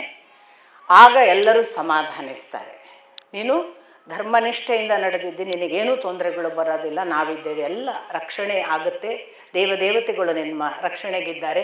ಅನೇಕರು ಹೀಗೆ ವೇಷ ಬದಲಾಯಿಸಿ ಓಡಾಡುವಂತಹ ಪ್ರಸಂಗ ನಮ್ಮ ಪರಂಪರೆಯಲ್ಲಿ ನಡೆದಿದೆ. ಅದು ಔರ್ವನಿಂದ ಹಿಡಿದು ಅದು ಸುಕನ್ಯಾ ಚವನನ ಗಲಾಟೆಯ ಸಂದರ್ಭಗಳನ್ನು ಎಲ್ಲ ನೆನಪಿಸ್ತಾರೆ, ಬೇರೆ ಬೇರೆಯವರು ಎಷ್ಟೆಲ್ಲ ತೊಂದರೆ ಪಟ್ಕೊಂಡಿದ್ದಾರೆ ಅಂತ. ಇಷ್ಟೆಲ್ಲ ಆದ ನಂತರ ಮತ್ತೆ ಯುಧಿಷ್ಠಿರನಿಗೆ ಧೈರ್ಯ ತುಂಬಿ ಎಬ್ಬಿಸಲಾಗ್ತದೆ ಹೊರಡೋದು ಅಂತ. ಇಷ್ಟು ಜನ ಹೊರಡ್ತಾರೆ. ಇವರು 5 ಜನ ಇನ್ನು ದ್ವೈತವನದಿಂದ ಕಾಲಿಂದಿ ನದಿ ದಡದಿಂದ ಅವರ ಪ್ರಯಾಣ ಪ್ರಾರಂಭ ಮಾಡ್ತಾರೆ. ಒಂದು ಕಡೆ ದಶಾರ್ಣ ದೇಶ, ಇನ್ನೊಂದು ಕಡೆ ಪಾಂಚಾಲ ದೇಶವನ್ನು ಬಿಟ್ಟುಕೊಂಡು ಅವರು ಮುಂದೆ ಹೋದರು ಅಂತ ಗೊತ್ತಾಗುತ್ತೆ. ಸೊ ಎಡಬಲಕ್ಕೆ ಆ 2 ರಾಷ್ಟ್ರಗಳನ್ನು ದಾಟಿಕೊಂಡು ಅವ್ರು ಹೋಗ್ತಾರೆ. ಹೋಗುವಾಗ ಮತ್ಸ್ಯ ದೇಶಕ್ಕೆ ಹೋಗುವ ದಾರಿ ಅಂತೂ, ಮತ್ಸ್ಯ ದೇಶಕ್ಕೆ ಹೋಗುವ ದಾರಿಯಲ್ಲಿ ಹೋಗುವುದಾದರೆ ಹೇಗೆ ಹೋಗೋದು ಅಂತ ಒಂದು, ನಾನು ಏನಾಗೋದು ನೀನೇನಾಗೋದು ಅಂತ ನಾವು ಇರುವ ಹಾಗೆ ಹೋಗುವಂಗಿಲ್ಲಲ್ಲ, ಏನು ಮಾಡೋದು, ಈ ಚರ್ಚೆಗಳಾಗ್ತವೆ. ಆಗ ಬಹಳ ಸುಂದರವಾಗಿ ವ್ಯಕ್ತಿತ್ವ ಅನಾವರಣಗಳಿವೆ. ಯುಧಿಷ್ಠಿರ ಮೊದಲು ತನ್ನ ಬಗ್ಗೆ ಹೇಳ್ತಾನೆ, ನಾನು ಕಂಕ ಎಂಬ ರಾಜ ಸಭಾ ಸದಸ್ಯನಾಗ್ತೇನೆ. ಆಮೇಲೆ ನನಗೆ ಅಕ್ಷವಿದ್ಯೆ ಗೊತ್ತಿದೆ ಅಂತ ಹೇಳಿ ರಾಜ ಕರೆದಾಗ ಪಗಡೆ ಆಟ ಮಾಡಿಸಿ ಅವನನ್ನೊಂದಿಷ್ಟು ಸಂತೋಷಪಡಿಸುವ ವೃತ್ತಿಯ ಹಾಗೆ ಇರ್ತೇನೆ ಅಂತ. ಆಗ ಯುಧಿಷ್ಠಿರ, ನೀನೆಂಥವ, ಎಷ್ಟು ಧರ್ಮ ಸತ್ಯನಿಷ್ಠೆಗಳನ್ನು ನಡೆದವ, ನಿನ್ನ ಎಂತೆಂಥ ಕಠೋರ ಸಂದರ್ಭಗಳಲ್ಲಿ ನೀವು ಎಷ್ಟು ನಿಮ್ಮ ಧೈರ್ಯವನ್ನು ತೋರಿಸಿದವರು. ಇವತ್ತು ಒಬ್ಬ ಸ್ವಲ್ಪ ವೇಷ ಬದಲಾಯಿಸುವುದಂದರೆ ಬಹಳ ಕಡಿಮೆಯ ವಿಷಯ ಅನ್ನುವ ಹಾಗೆ ಅಲ್ವಾ. ಯಾರಿಗಾದರೂ ಇರುವುದನ್ನು ಮರೆಮಾಚಿ ಹೋಗಬೇಕಾದ ಸಂದರ್ಭ ಅಂದರೆ ತುಂಬ ಅವಮಾನಕಾರಕ. ಇಂಥ ಸ್ಥಿತಿ ಬಂತಲ್ಲ ಅಂತ ಯುಧಿಷ್ಠಿರನ ಬಗ್ಗೆ ಅಷ್ಟು ಹೊತ್ತಿಗೆ ಅವನು ಭೀಮನ ಕುರಿತು ಅವನೇ ಹೇಳ್ತಾನೆ, ಭೀಮ ನೀನು ಎಂಥ ವ್ಯಕ್ತಿತ್ವದವ, ಅಂಥೆಂಥ ರಾಕ್ಷಸರನ್ನೆಲ್ಲ ಹಿಡಿಂಬ, ಜಟಾಸುರ ಅಥವಾ ಜರಾಸಂಧ, ಅದರ ಜೊತೆಗೆ ಜಯದ್ರಥ ಮುಂತಾದವರನ್ನೆಲ್ಲ ಸೋಲಿಸಿದ ಕೊಂದ ಇತಿಹಾಸವುಳ್ಳವನು. ಇಂಥ ಒಬ್ಬ ವ್ಯಕ್ತಿತ್ವದ ನೀನು ಮರೆಮಾಚಿಸಿಕೊಂಡು ದೇಹವನ್ನು ಗೊತ್ತುಪಡಿಸದ ಹಾಗೆ, ಮುಖವನ್ನು ಪರಿಚಯ ಇಲ್ಲದ ಹಾಗೆ ಬದುಕಬೇಕಾಯ್ತಲ್ಲ, ಹೇಗಿರ್ತಿ ಅಂದಾಗ ಆ್ಯಕ್ಚುಲಿ ಭೀಮ ಒಂದು ಕಡೆ ಹೇಳ್ತಾನೆ, 12 ವರ್ಷದ ನಂತರ 13 ವರ್ಷದ ನಂತರ ನಾವು ಸೇಡು ತೀರಿಸ್ಕೊಳ್ಳೋಣ ಅಂತ ಯುಧಿಷ್ಠಿರ ಹೇಳಿದಾಗ 12 ವರ್ಷ ಹೆಂಗಾದರೂ ಕಳೆದೆವು, 13ನೇ ವರ್ಷ ಈ ಘನಘೋರ ದೇಹ ಹೆಂಗೆ ಮುಚ್ಚಲಿ ಅಂತ ಕೇಳ್ತಾನೆ ಭೀಮ. ಈ ಪರ್ವತದಂಥ ದೇಹ ಯಾರಿಗೂ ಗೊತ್ತಿಲ್ಲದಂಗೆ ಹೆಂಗಿರೋದು ನಾನು, ನೀ ಹೇಳಿದಷ್ಟು ಸುಲಭ ಇದೆಯಾ ಅಂತ ಬೈದಿರ್ತಾನೆ. ಈಗ ಅದಕ್ಕೆ ಅವನು ಹೇಳ್ತಾನೆ, ಚಿಂತಿಸಬೇಡ, ನಾನು ಪಾಕಶಾಲೆಯ ಅಧ್ಯಕ್ಷನಾಗಿ ಹೋಗ್ತೇನೆ, ಅಡುಗೆ ಮಾಡ್ತೇನೆ ಅಂತ ಹೇಳ್ತೇನೆ. ಅಷ್ಟು ಮಾತ್ರ ಅಲ್ಲ, ನನಗೆ ಮಲ್ಲಯುದ್ಧ ಕೂಡ ಬರುತ್ತೆ ಅಂತ ನನ್ನನ್ನು ನಾನು ಪರಿಚಯಿಸ್ಕೊಳ್ತೇನೆ, ನಾನು ನನ್ನನ್ನು ನಿಭಾಯಿಸ್ಕೊಳ್ತೇನೆ, ನನಗೆ ಬಲ್ಲವ ಅಂತ ಹೆಸರಿಟ್ಟುಕೊಳ್ತೇನೆ ಅಂತ. ಅವನಿಗೆ ಪೌರೋಗವ ಅಂತ ಇನ್ನೊಂದು ಹೆಸರನ್ನು ಹೇಳ್ತಾರೆ. ಪುರೋಗ ಪುರೋಗ ಅಂದರೆ ವಾಯುವಿನ ಮಗ, ಪೌರೋಗವ ಬಲ್ಲವ ಅಂತ. ಅದಾದಮೇಲೆ ಅರ್ಜುನನನ್ನು ಕೇಳಲಾಗ್ತದೆ. ಅರ್ಜುನ ಹೇಳ್ತಾನೆ, ನಾನು ಪಕ್ಕಾ ಒಂದಿಷ್ಟು ಕೂದಲು ಬಿಟ್ಟುಕೊಂಡು, ನನ್ನ ಅರ್ಧ ಸೀರೆ ಉಟ್ಟುಕೊಂಡು, ಕೈಗೆ ಬಳೆಗಳನ್ನು ಹಾಕಿಕೊಂಡು, ಕರ್ಣಕುಂಡಲಗಳನ್ನು ಧರಿಸಿ, ನೃತ್ಯ, ನಾಟ್ಯ, ಸಂಗೀತ, ವಾದ್ಯಗಳನ್ನು ಕಲಿಸುವ ಒಂದು ನಾಟ್ಯ ಶಾಲೆಯ ಗುರುವಾಗಿ ಹೋಗ್ತೇನೆ. ನನ್ನ ಹೆಸರು ಬೃಹನ್ನಳೆ ಅಥವಾ ಬೃಹನ್ನಲ ಅಂತ ಇಟ್ಕೋತೇನೆ ಅಂತ. ಅಲ್ಲೆಲ್ಲರೂ ಕೂಡ ಸತ್ಯವನ್ನೇ ಹೇಳಿದ್ದಾರೆ, ಯಾರೂ ಕೂಡ ಸುಳ್ಳು ಹೇಳಿಲ್ಲ ಅಂತ ಒಂದು ವಿವರಣೆ ಬರುತ್ತೆ ನೋಡಿ. ಕಂಕ ಅಂದರೆ ಯಮ ಅಂತಲೇ ಅರ್ಥ, ಯಮನಿಗಿರುವ ಇನ್ನೊಂದು ಹೆಸರಂತೆ ಅದು. ಅದರಿಂದ ಯಮನಿಗಿರುವ ಇನ್ನೊಂದು ಹೆಸರನ್ನೇ ಹೇಳಿದ್ದಾನೆ, ಸುಳ್ಳು ಹೇಳಲಿಲ್ಲ ಯುಧಿಷ್ಠಿರ ಅಂತ. ಆಮೇಲೆ ಬಲ್ಲವ ಅನ್ನೋದು ವಾಯುವಿಗಿರುವ ಹೆಸರು, ಅದರಿಂದ ವಾಯುಪುತ್ರ. ಪೌರೋಗವ ಅನ್ನೋದು ಸಹಜವಾಗಿ ವಾಯುಪುತ್ರ ಅಂತ ನೇರವಾಗಿ ಹೇಳಿದ್ದಾನೆ, ಸುಳ್ಳು ಹೇಳಲಿಲ್ಲ. ಅರ್ಜುನ ಬೃಹನ್ನಲ, ಈ ನಲ ಅನ್ನುವುದರಲ್ಲಿ ನರ ಇದ್ದಾನೆ. ಲಕಾರ ರಕಾರ ಒಂದಕ್ಕೊಂದು ಬರಬಹುದು. ಲಕಾರದ ಬದಲಿಗೆ ರಕಾರ, ರಕಾರದ ಬದಲಿಗೆ ಲಕಾರ ಶಾಸ್ತ್ರೀಯವಾಗಿ ಆಕ್ಸೆಪ್ಟೆಡ್. ಇದನ್ನು ನೀವು ಮಕ್ಕಳಲ್ಲಿ ನೋಡ್ತೀರಿ, ಮಕ್ಕಳಿಗೆ ರಕಾರ ಹೇಳೋಕ್ಕೆ ಬರಲ್ಲ, ನಾವು ಒಪ್ಪಿಕೊಳ್ತೀವಿ, ಅದು ಹಾಗೆ ಮಾತಾಡೋದು, ಸ್ವಲ್ಪ ದಿವಸ ಹೋದ್ಮೇಲೆ ಸರಿ ಹೋಗುತ್ತೆ ಅಂತ. ಅದು ನಲ ನಲ ಅಂತಲೇ ಕರೆಯುತ್ತೆ, ನರ ನಲ ಅದು. ಹಾಗಾಗಿ ಅವನು ಸತ್ಯನೇ ಹೇಳಿದ್ದ ಅಂತ. ಬೃಹನ್ನಲ, ಬಹಳ ದೊಡ್ಡ ನರ ನಾನು ಅಂತ ಹೇಳಿದ್ದಾನೆ, ಅವನೇನು ಸುಳ್ಳು ಹೇಳಲಿಲ್ಲ ಅಂತ. ದ್ರೌಪದಿ ತಾನು ಒಬ್ಬ ಬ್ಯೂಟಿಷಿಯನ್ ಆಗಿ ಹೋಗ್ತೇನೆ, ಸೈರಂಧ್ರಿ. ಸೈರಂಧ್ರಿ ಅನ್ನೋದು ಆ ಕಾಲಕ್ಕೆ ಮನೆ ಕೆಲಸ ಮಾಡುವವರಿಗಿದ್ದ ಹೆಸರು. ಇವಳ ಹೆಸರು ಮಾಲಿನಿ ಅಂತ, ಆದರೆ ಸೈರಂಧ್ರಿ ಅಂತಲೇ ಕರೀತಾರೆ. ಈಗ ಅದು ನಾನು ಯಾವಾಗಲೂ ತಮಾಷೆ ಮಾಡೋದಿದೆ, ನೀರಿನ ಬಾಟ್ಲ್ ಅಂದ ಕೂಡಲೇ ಬಿಸ್ಲೇರಿ ಅಂದಂಗೆ, ಅದು ಕಿನ್ಲೆ ಇದ್ರೂ ಬಿಸ್ಲೇರಿನೇ, ನಮ್ಮ ಬಿಸ್ಲೇರಿ ಕೊಡ್ರಿ ಅಂದ್ಬಿಟ್ರೆ ನೀರಿನ ಬಾಟ್ಲ್ ಯಾವುದಿದ್ರು ತಗೊಳ್ಳೋದು, ಅದು VRLನವರದಿದ್ರು ತಗೊಳ್ಳೋದು, ಕಿನ್ಲೆ ಇದು. ನೀರಿನ ಬಾಟ್ಲಿಗೇನೆ ಬಿಸ್ಲೇರಿ ಅಂತ ಹೆಸರು ಬಂತಲ್ಲ, ಹಾಗೆ ಕೆಲಸ ಮಾಡುವವರಿಗೆಲ್ಲ ಸೈರಂಧ್ರಿ. ಹಾಗಾಗಿ ಯಾರು ಕೆಲಸ ಮಾಡ್ತಾರೋ ಅವರು ಸೈರಂಧ್ರಿಗಳು. ಆ ಅರ್ಥದಲ್ಲಿ ಅವಳ ಹೆಸರು ಮಾಲಿನಿ, ಅವಳನ್ನು ಸೈರಂಧ್ರಿ ಅಂತ, ಕೆಲಸದವಳೆ ಅಂತ ಕರೆದ ಹಾಗೆ ಅದು. ಸೈರಂಧ್ರಿಯಾಗಿ ಅವಳನ್ನು ತಾನು ಹೋಗ್ತೇನೆ ಅಂತಾಳೆ. ಅವಳ ಬಗ್ಗೆ ಕೂಡ ಬಹಳ ದುಃಖದ ಮಾತುಗಳನ್ನು ಯುಧಿಷ್ಠಿರ ಆಡ್ತಾನೆ. ಎಂತೆಂಥ ಒಂದು ದೃಪದನ ಅರಮನೆಯಲ್ಲಿ ಎಷ್ಟು ವೈಭವದಲ್ಲಿದ್ದವಳು, ನಮ್ಮ ಜೊತೆಗೆ ರಾಜಸೂಯ ಆಗಾದ ಮೇಲೆ ನೀನಿದ್ದ ವೈಭವ ಏನು, ಅಥವಾ ನೀನು ಒಟ್ಟು ನಿನ್ನ ಬದುಕಿನಲ್ಲಿ ಇದ್ದಂತಹ ವೈಭವ, ಈವನ್ ವನವಾಸದಲ್ಲೂ ಕೂಡ ನಾವು ನಿನ್ನನ್ನು ಎಷ್ಟು ಜೋಪಾನ ನೋಡ್ಕೊಂಡಿದ್ದೀವಿ, ಇನ್ನೊಂದು ವರ್ಷ ಏನು ಕಷ್ಟವೋ ಏನೋ ಇತ್ಯಾದಿ. ಅವಳು ಮಾಲಿನಿ ಆಗ್ತಾಳೆ. ನಿಮಗೆಲ್ಲ ಗೊತ್ತು, ನಕುಲ ಮತ್ತು ಸಹದೇವರು ಅವರು ಅಶ್ವಶಾಲೆ ಮತ್ತು ಗೋಶಾಲೆಯನ್ನು ನೋಡಿಕೊಳ್ತಾರೆ. ನಕುಲ, ನಾನು ಅಶ್ವಶಾಲೆ ನೋಡಿಕೊಂಡು ಗ್ರಂಥಿಕ ಅನ್ನುವ ಹೆಸರಿಟ್ಕೊಳ್ತೇನೆ ಅಂತ. ಅಶ್ವಿನಿ ದೇವತೆಗಳು ಆಯುರ್ವೇದ ಗ್ರಂಥ ಇದ್ದ ಹಾಗೆ. ಆಯುರ್ವೇದ ವೈದ್ಯ ಅಂದರೆ ಅದು ಅಶ್ವಿನಿ ದೇವತೆಗಳಿಂದ ಬಂದದ್ದು, ಆದ್ದರಿಂದ ಅವರು ಅಶ್ವಿನಿ ದೇವತೆಗಳು ಅಂದರೆ ಆಯುರ್ವೇದದ ಗ್ರಂಥ. ಆದ್ದರಿಂದ ಅವನು ಕೂಡ ಅವನ ಹೆಸರಿನಲ್ಲಿ ಸುಳ್ಳು ಹೇಳಿಲ್ಲ, ಅವನು ಗ್ರಂಥಿಕ ಅಂತ ಹೆಸರಿಟ್ಟುಕೊಂಡಿದ್ದಾನೆ ಅಂತ. ಇನ್ನು ಸಹದೇವ ತಂತಿಪಾಲ ಅಂತ ಅವನ ಹೆಸರಿಟ್ಕೋತಾನೆ. ಅವನು ಗೋಶಾಲೆಯನ್ನು ನೋಡಿಕೊಳ್ಳುವ ಗೋಪಾಲಕ. ಅವನಿಗೆ ಇಡೀ ಹಸುವಿನ ವಿದ್ಯೆಗಳೆಲ್ಲ ಗೊತ್ತಿರ್ತವೆ, ಹಸು ಎತ್ತು ಎಲ್ಲವುಗಳನ್ನು ಅವನು ಹುಟ್ಟಿಸುವ, ಅವುಗಳ ಬೆಳವಣಿಗೆಯ ಪ್ರತಿ ವಿದ್ಯೆ, ಅವುಗಳ ರೋಗ, ಇದರ ಬಗ್ಗೆ ನೋಡಿಕೊಳ್ಳುವಂಥದ್ದು. ಹೀಗಾಗಿ ಅವನು ತಂತಿಪಾಲ ಅಂತ ಹೆಸರಿಟ್ಕೊಂಡಾಗ ಅದಕ್ಕೆ ಇನ್ನೊಂದು ಅರ್ಥ ವಾಣಿ, ವಾಕ್ ಅಂತ ಇದೆ. ಹಾಗಾಗಿ ಅವನು ತಾನು ಒಳ್ಳೆಯ ವಾಕ್ನಿಂದ ಬಲ್ಲವನಾಗಿದ್ದದ್ರಿಂದಲೂ ಕೂಡ ಸಹದೇವ ಸುಳ್ಳು ಹೇಳಲಿಲ್ಲ ಅಂತ ತಂತಿಪಾಲನ ಹೆಸರನ್ನು ಕೂಡ ಹೇಳ್ತಾರೆ. ಹೀಗೆ ಇವರು ತಮ್ಮ ಹೆಸರನ್ನು ಬದಲಾಯಿಸಿಕೊಳ್ತಾರೆ. ಆ ಬಳಿಕ ಬ್ರಾಹ್ಮಣ ವೇಷದಲ್ಲಿ ಹೊರಡ್ತಾರೆ. ಅಷ್ಟು ಜನ ಬ್ರಾಹ್ಮಣ ವಟುವಿನ ಹಾಗೆ ಹೊರಟು ಹೋಗುವಾಗ ಅವರಿಗೆ ಸುಮಾರು ಇನ್ನೇನು ವಿರಾಟ ನಗರಿ ಹತ್ರ ಆಗುವಾಗ ಒಂದು ರಾತ್ರಿ ಇವತ್ತು ವಸತಿ ಇರೋಣ ಅನ್ನುವ ಅಭಿಪ್ರಾಯವನ್ನು ದ್ರೌಪದಿ ವ್ಯಕ್ತಪಡಿಸ್ತಾಳೆ. ಇವತ್ತು ರಾತ್ರಿ ವಸತಿ ಇರುವುದು ಬೇಡ, ನಾವು ಏನಿದ್ರೂ ವಿರಾಟ ನಗರಿಗೆ ಹೋಗಿಯೇ ರೆಸ್ಟ್ ಮಾಡಬೇಕು, ನಡುದಾರಿಯಲ್ಲಿ ಯಾರಾದರೂ ಹುಡುಕಿಕೊಂಡು ಸಿಕ್ಕಬಾರ್ದು ಅನ್ನೋದು ಯುಧಿಷ್ಠಿರನ ಲೆಕ್ಕಾಚಾರ. ಹೀಗಾಗಿ ಅವನು ಅರ್ಜುನನಿಗೆ ಹೇಳ್ತಾನೆ, ನೀವು ಹೊತ್ಕೊಂಡು ಬಾ ಅಂತ. ಹೀಗಾಗಿ ಅರ್ಜುನ ಹೊತ್ಕೊಂಡು ಅಂತೂ ದ್ರೌಪದಿ ಹೊರಡುದು ಅಂತಾದಾಗ ಅವರು ಇನ್ನೇನು ವಿರಾಟ ನಗರಿ ಸಮೀಪಿಸಬೇಕು, ಅಲ್ಲೊಂದು ಸ್ಮಶಾನ ಬರುತ್ತೆ, ಅಲ್ಲೊಂದು ಶಮಿ ವೃಕ್ಷ ಇರುತ್ತೆ. ಅಲ್ಲಿ ಬರುವಾಗ ಯುಧಿಷ್ಠಿರನಿಗೆ ಇನ್ನೊಂದು ಪ್ರಶ್ನೆ ಬರುತ್ತೆ, ನಮ್ಮನ್ನು ಮುಚ್ಚಿಕೊಂಡ್ರೆ ಸಾಲದು, ನಮ್ಮ ಆಯುಧಗಳನ್ನು ಮುಚ್ಚಿಕೊಳ್ಬೇಕು. ಗಾಂಡೀವ ಯಾರಿಗಾದರೂ ಗೊತ್ತಾಗುತ್ತೆ ನೋಡಿದ ಕೂಡಲೇ ಇದು ನಿನ್ನದು ಅಂತ. ಮತ್ತು ಅದಲ್ಲದೆ ನಮ್ಮ ಎಲ್ಲರ ಧನುಸ್ಸು ಕೂಡ ಸ್ವಲ್ಪ ವಿಶೇಷ, ಒಬ್ಬರಲ್ಲ ಒಬ್ಬರಿಗೆ ಇದನ್ನು ಗುರುತಿಸಲಿಕ್ಕೆ ಸಾಧ್ಯತೆ ಇದೆ. ಹಾಗಾಗಿ ನಾವು ನಮ್ಮ ಧನುಸ್ಸುಗಳನ್ನು, ನಮ್ಮಲ್ಲಿರುವ ಎಲ್ಲ ಆಯುಧಗಳನ್ನು ಒಂದು ಕಡೆ ಎಲ್ಲೋ ಇಟ್ಟು ಹೋಗದಿದ್ರೆ ನಾವು ಸಿಕ್ಕಿ ಬೀಳ್ತೇವೆ ಅನ್ನುವ ವಿಷಯ ಬಂದಾಗ ಶಮಿ ವೃಕ್ಷದಲ್ಲಿ ಕಟ್ಟೋಣ ಅಂತ ಅರ್ಜುನ. ಅದನ್ನ ಯುಧಿಷ್ಠಿರನೇ ಕಟ್ಟಿದ ಅಂತ ಒಂದು ಪಾಠ, ಇಲ್ಲ ನಕುಲ ಕಟ್ಟಿದ ಅಂತ ಇನ್ನೊಂದು ಪಾಠ. ಒಟ್ಟಿನಲ್ಲಿ ಕಟ್ಟಿದ್ರು, ಕಟ್ಟುವಾಗ ಬಟ್ಟೆಯಲ್ಲಿ ಕಟ್ಟಿ ಅದನ್ನು ಅಲ್ಲಿ ಪೂರ್ತಿ ಅದರ ಆಯುಧಗಳು ಕಾಣದ ಹಾಗೆ ಉದ್ದ ಒಂದು ಶವದ ಭಾವವನ್ನು ಕೊಡ್ತಿತ್ತದು, ಹಾಗೆ ಕಟ್ಟಿದ್ರು ಅಂತ. ಈ ಕಟ್ಟಿದ ಕೂಡಲೇ ಇದನ್ನು ಯಾರಾದರೂ ಕೇಳಿದ್ರೆ ಏನು ಮಾಡೋದು ಅನ್ನೋ ಪ್ರಶ್ನೆ ಬರೋದ್ರೊಳಗೆ ಅಲ್ಲೊಬ್ಬ ಕೇಳ್ತಾನೆ ಕೂಡ, ಅದೇನು ಕಟ್ಟಿದ್ರಿ ಅಂತಂದ್ರೆ. ಕಟ್ಟಿ ಎಲ್ಲ ಈಚೆ ಬಂದು ಅವನು ನೋಡಿರೋದಿಲ್ಲ, ಈಚೆ ಬಂದ ಮೇಲೆ ಅವನು ಕೇಳ್ತಾನೆ. ಆಗ ಅವ್ರು ಹೇಳ್ತಾರೆ, ನಮ್ಮಲ್ಲೊಂದು ಪದ್ಧತಿ ಇದೆ, ನಾವು ಹೆಣವನ್ನು ಸುಡೋದಾಗಲಿ ಭೂಮಿಯಲ್ಲಿ ಹುಗಿಯೋದಾಗಲಿ ಮಾಡೋದಿಲ್ಲ, ಆಕಾಶದಲ್ಲಿ ತೂಗು ಹಾಕ್ತೇವೆ. ನಮ್ಮಲ್ಲಿ ಪಾರ್ಸಿ ಜನಾಂಗ ಮಾಡ್ತಾರಲ್ಲ, ಹಾಗಾಗಿ ಆ ಪ್ರತೀತಿಯ ಜನಾಂಗ ತಾವು ಅನ್ನೋ ಹಾಗೆ ಪ್ರಕಟಿಸ್ತಾರೆ ಅವರು. ನಮ್ಮಲ್ಲಿ ನಮ್ಮ ಒಬ್ಬಳು ತಾಯಿ ಬಹಳ ವೃದ್ಧೆ, 90ರಿಂದ 100 ವರ್ಷದವಳು, ಅವಳನ್ನು ನಾವು ಕಟ್ಟಿದ್ದೀವಿ ಅಂತಂದರೆ ಯಾರು ಮುಟ್ಟಕ್ಕೆ ಹೋಗಲ್ಲ, ಸ್ಮಶಾನ ಬೇರೆ. ಆಮೇಲೆ ಒಂದು ಮಾತು ಬರುತ್ತೆ ಅಲ್ಲಿ, ಘನ ಅರಣ್ಯ, ಬಹಳ ವಿಷಸರ್ಪಗಳಿದ್ವು, ಹಾಗಾಗಿ ಜನಸಾಮಾನ್ಯರು ಓಡಾಡ್ತಿರ್ಲಿಲ್ಲ, ಅಂಥ ಜಾಗ ಆಯ್ಕೆ ಮಾಡಿದರು ಅಂತ. ಹೀಗೆಲ್ಲ ಮಾಡಿದರು.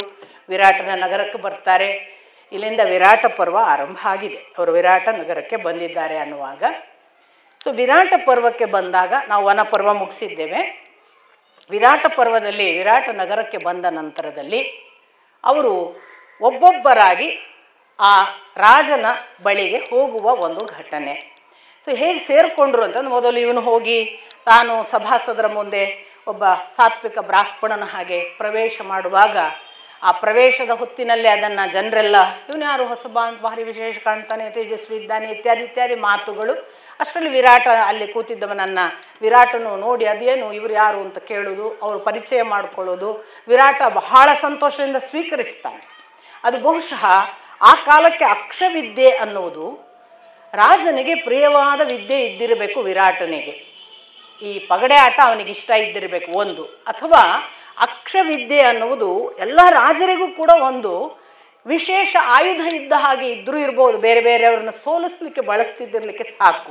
ಹಾಗಾಗಿ ಒಬ್ಬ ಅಕ್ಷವಿದ್ಯೆ ಬಲ್ಲವ ಇದ್ದಾನೆ ಅಂದರೆ ಅಷ್ಟೇ ಸ್ಟ್ರೆಂತ್ ಅಂತ ಕಾಣಿಸುತ್ತೆ. ಹಾಗಾಗಿ ಸಾಕಷ್ಟು ಪುರಸ್ಕಾರದ ಜೊತೆಗೆ, ನಿನಗೆ ಅದು ಬೇಕಾ ಇದು ಬೇಕಾ, ನೀನು ನನ್ನ ಸಿಂಹಾಸನಕ್ಕೆ ಪಕ್ಕಕ್ಕೆ ಕೂತ್ಕೋ, ಆಮೇಲೆ ನಿನಗೆ ನನ್ನ ಪ್ರಭುತ್ವದಲ್ಲಿ ಯಾವ ಜಾಗ ಬೇಕು ಹೇಳು, ಎಲ್ಲ ಕೊಡ್ತೇನೆ ಅನ್ನುವವರೆಗೆ ಯುಧಿಷ್ಠಿರನನ್ನು ಸ್ವೀಕಾರ ಮಾಡಲಾಗ್ತದೆ. ಆ ನಂತರ ಭೀಮ ಬರ್ತಾನೆ. ಅವನು ಪಕ್ಕ ಅಡುಗೆ ಭಟ್ಟನ ವೇಷದಲ್ಲಿರ್ತಾನೆ. ಮತ್ತೊಂದು ಗಮನಿಸಬೇಕು, ಇಲ್ಲಿ ಅವನು ಬ್ರಾಹ್ಮಣ ಅಡುಗೆಯವ ಅಂತ ಎಲ್ಲೂ ಉಲ್ಲೇಖ ಇಲ್ಲ. ಇದನ್ನು ಬೇರೆ ಒಂದು ಸಂದರ್ಭದಲ್ಲಿ ಕೂಡ ನಿಮಗೆ ವೇದವ್ಯಾಸರ ಮಹಾಭಾರತವೇ ಉಲ್ಲೇಖ ಮಾಡುತ್ತೆ, ಶೂದ್ರರು ಅಡುಗೆ ಮಾಡ್ತಿದ್ರು ಅಂತ. ಹಾಗಾಗಿ ಅದು ಬ್ರಾಹ್ಮಣರು ಅಡುಗೆ ಅಂತ ಏನೂ ಇಲ್ಲ. ಇವನು ಭಟ್ಟ ಅಂತ ಸಹ ಇಲ್ಲ, ಅದರಲ್ಲಿ ಬಲ್ಲವ ಅಷ್ಟೇ. ಇವ ಒಬ್ಬ ಪಾಕಶಾಲಾ ಅಧ್ಯಕ್ಷನಾಗಿ ಇರ್ತೇನೆ, ಮಲ್ಲ ಯುದ್ಧ ಬರುತ್ತೆ ಎಲ್ಲ ಹೇಳಿದಾಗ ಇವನನ್ನು ನೋಡಿಯೇ, ಇವನ ಆಕಾರ, ಇವನ ತೇಜಸ್ಸು, ಇವನು ಇರುವ ರೀತಿ ಎಲ್ಲವನ್ನು ವಿರಾಟ್ ಕೊಂಡಾಡ್ತಾನೆ. ಪರವಾಗಿಲ್ಲ, ಇವನು ಭಾಳ ಇದನ್ನು ನೋಡೋದಕ್ಕೆ, ಬಹುಶಃ ಒಳ್ಳೆ ಯುದ್ಧ ಮಾಡುವ ಒಂದು ಮನಸ್ಥಿತಿ ಇರಬಹುದು ಇವನ ನೋಡಿದ್ರೆ, ಇವನ ದೇಹಚರ್ಯ ಎಲ್ಲ ನೋಡಿದ್ರೆ ಭಾಳ ಘನ ಕಾಣ್ತಾನೆ ಅಂತಲೇ ಹೇಳಿಯೇ ತಗೋತಾನೆ. ಅದರ ನಂತರ ಬರುವ ಅರ್ಜುನ ಕೂಡ ಬೃಹನ್ನಳೆಯ ವೇಷದಲ್ಲಿ ಅದು ಬಂದಾಗ ಬಹಳ ಸಹಜವಾಗಿ, ಹೌದು ನೃತ್ಯ ಶಾಲೆಗೆ ಇವರೊಬ್ಬನು ತಾನು ಬಹಳ ಕಲ್ತಿದ್ದೇನೆ ಅಂತಾನೆ, ಹೌದು ನನ್ನ ಮಗಳು ಉತ್ತರೆ ಕೂಡ ಇದ್ದಾಳೆ, ಎಲ್ಲಕ್ಕೂ ಆಯಿತು ಅಂತ ಹೇಳಿ ಅವನು ಒಪ್ಪಿಕೊಳ್ತಾನೆ. ಹಾಗೆ ಅರ್ಜುನ ನಂತರ ಬರುವ ಪೂರ್ವದಲ್ಲಿ ದ್ರೌಪದಿ ಬರ್ತಾಳೆ. ಅರ್ಜುನ ಬರುವ ಪೂರ್ವದಲ್ಲಿ ದ್ರೌಪದಿ ಬರ್ತಾಳೆ. ಒಂದು ಥರ ನೋಡಿ, ಎಲ್ಲರನ್ನು ಅಲ್ಲಿ ಖಾಲಿ ಮಾಡಿ ದ್ರೌಪದಿಯನ್ನು ಕಳಿಸಿದರೆ ಅವಳಿಗೆ ರಕ್ಷಣೆಯ ಕೊರತೆ ಅಂತ ಮೊದಲು ಅವಳನ್ನು ಕಳಿಸಲಾಗ್ತದೆ. ಇವರಿಬ್ಬರು ಬಂದ ಮೇಲೆ ಅವಳು ಬರ್ತಾಳೆ. ಅವಳು ಬಂದು ಅವಳನ್ನು ಪರಿಚಯಿಸ್ಕೊಳ್ತಾಳೆ. ಪರಿಚಯಿಸ್ಕೊಂಡು ಕೂಡಲೇ ವಿರಾಟ ಇದು ತನ್ನ ಡಿಪಾರ್ಟ್ಮೆಂಟ್ ಅಲ್ಲ ಅಂತ ತನ್ನ ಹೆಂಡತಿ ಕಡೆಗೆ ಸುದೇಶ್ನೆಯ ಕಡೆಗೆ. ಅಲ್ಲೊಂದು ಬಹಳ ಒಳ್ಳೆಯ ಡಿಸ್ಕಷನ್ ಆಗುತ್ತೆ. ಸುದೇಶ್ನೆ ಒಪ್ಕೊಳ್ಳೋದಕ್ಕೆ ತುಂಬ ಹಿಂದೆ ಮುಂದೆ ನೋಡ್ತಾಳೆ.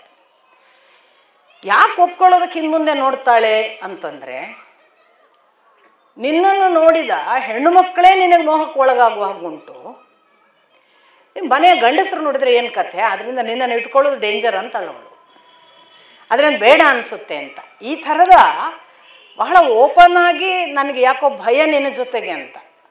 ಅವಳು ಇದೆಲ್ಲವನ್ನ ತಾನು ಇಲ್ಲ, ಹಾಗೇನಿಲ್ಲ, ನಾನು ಬಹಳ ನನ್ನ ಪಾಡಿಗಿರ್ತೀನಿ, ನಾನು ಅಂತಃಪುರ ಬಿಟ್ಟು ಹೋಗೋದಿಲ್ಲ, ಯಾವ ಪುರುಷ ಸಂಪರ್ಕಗಳ ಕಡೆಗೂ ನಾನು ಕಣ್ಣೆತ್ತಿ ನೋಡೋದಿಲ್ಲ, ನನ್ನನ್ನು ಎಲ್ಲೂ ಗಂಡಸರ ಕಣ್ಣಿಗೆ ಬೀಳದ ಹಾಗೆ ನೀನು ನೋಡ್ಕೋ ಎಲ್ಲ ಹೇಳಿದ್ರು ಅವಳು ಯಾಕೋ ಇಲ್ಲ ಇಲ್ಲ, ನನಗೆ ಬಹಳ ನಿನ್ನ ಬಗ್ಗೆ ಅದು ನನ್ನ ಜವಾಬ್ದಾರಿ ಕೂಡ ಅನಿಸ್ತದೆ, ಅದರಿಂದ ಬೇಡ ಅನ್ನುವ ಹಾಗೆ ಸುದೇಶ್ನೆ ತಿರಸ್ಕರಿಸುವಾಗ ಅವಳೊಂದು ಮಾತು ಹೇಳ್ತಾಳೆ, ನಿನಗೆ ಆ ಭಯ ಬೇಡ, ನಾನೇನೋ ಮದುವೆ ಆಗದ ಹೆಣ್ಣು ಮಗಳಲ್ಲ, ನನಗೆ 5 ಜನ ಗಂಧರ್ವ ಗಂಡಂದರಿದ್ದಾರೆ, ನಾನು 5 ಜನ ಗಂಧರ್ವ ಗಂಡಂದ್ರನ್ನು ಎಷ್ಟು ಹೊತ್ತಿಗೆ ಕರೆದ್ರೂ ಅವ್ರು ಬಂದು ನನ್ನನ್ನು ರಕ್ಷಿಸ್ತಾರೆ, ಹಾಗಾಗಿ ಯಾರೋ ಮದುವೆ ಆಗದ ಒಂಟಿ ಹೆಣ್ಣನ್ನು ನೀನು ಇಟ್ಟುಕೊಂಡು ನಿನಗೂ ಜವಾಬ್ದಾರಿ, ಲೋಕಕ್ಕೂ ಅನ್ಯಾಯ ಆಗ್ಬೋದು ಅನ್ನೋ ಭಯ ಬೇಡ ಅನ್ನುವ ಮಾತು ಹೇಳುವಾಗ ಇವರು ಹೊರಡುವಾಗ ಇನ್ನೊಂದು ನಿರ್ಣಯ ಮಾಡ್ತಾರೆ.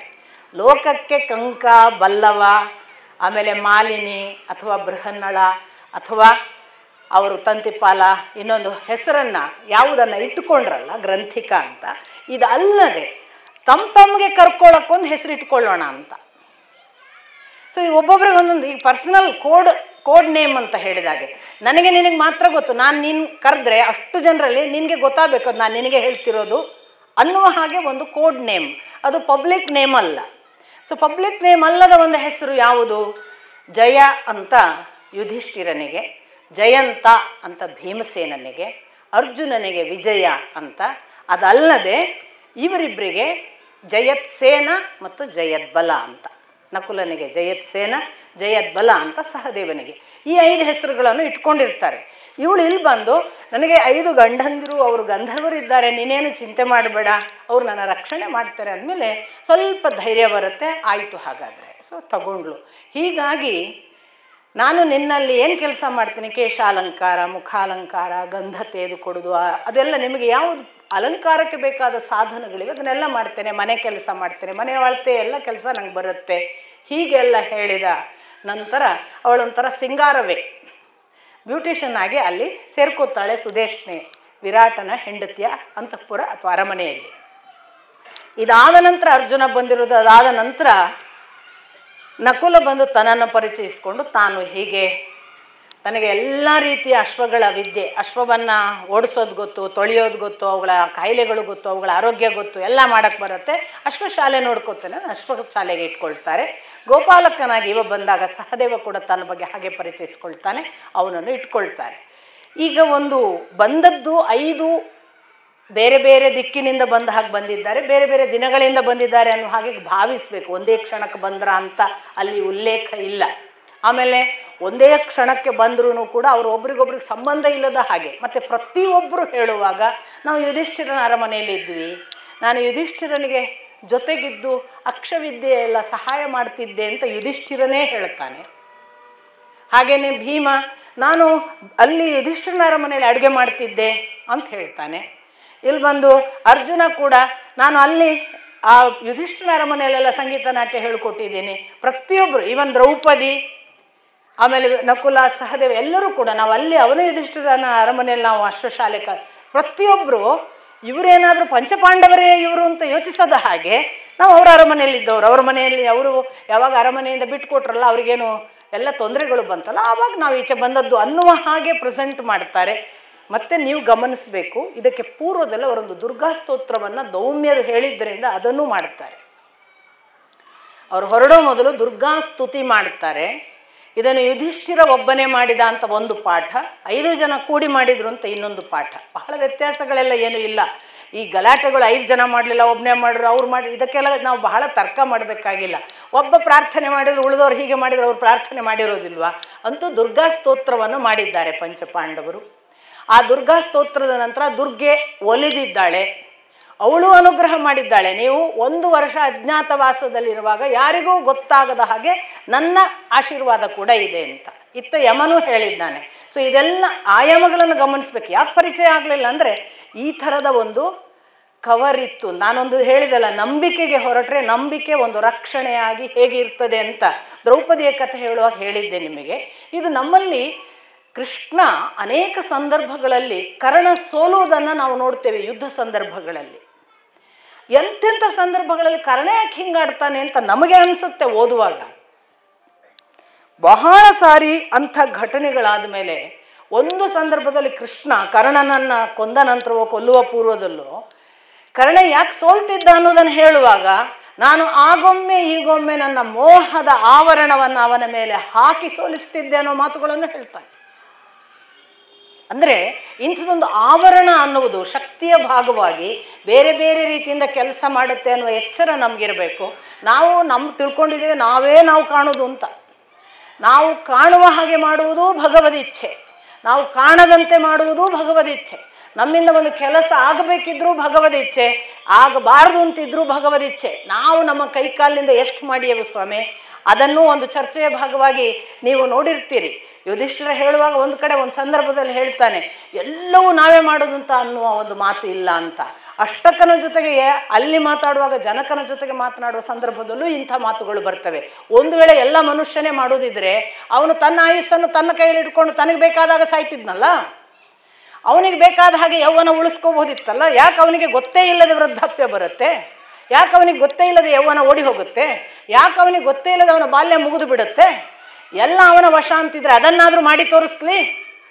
ಕನಿಷ್ಠ ತನ್ನ ದೇಹವನ್ನು ತಾನು ಯೌವನಕ್ಕೆ ಬರುವವರೆಗೂ ನನ್ನ ಬಾಲ್ಯ ಉಳಿಸ್ಕೊಂಡೇ ಇರ್ತೇನೆ, ನಾನು ಯೌವನಕ್ಕೆ ಬರಲ್ಲ, ಮಾಡಿ ತೋರಿಸ್ಲಿ.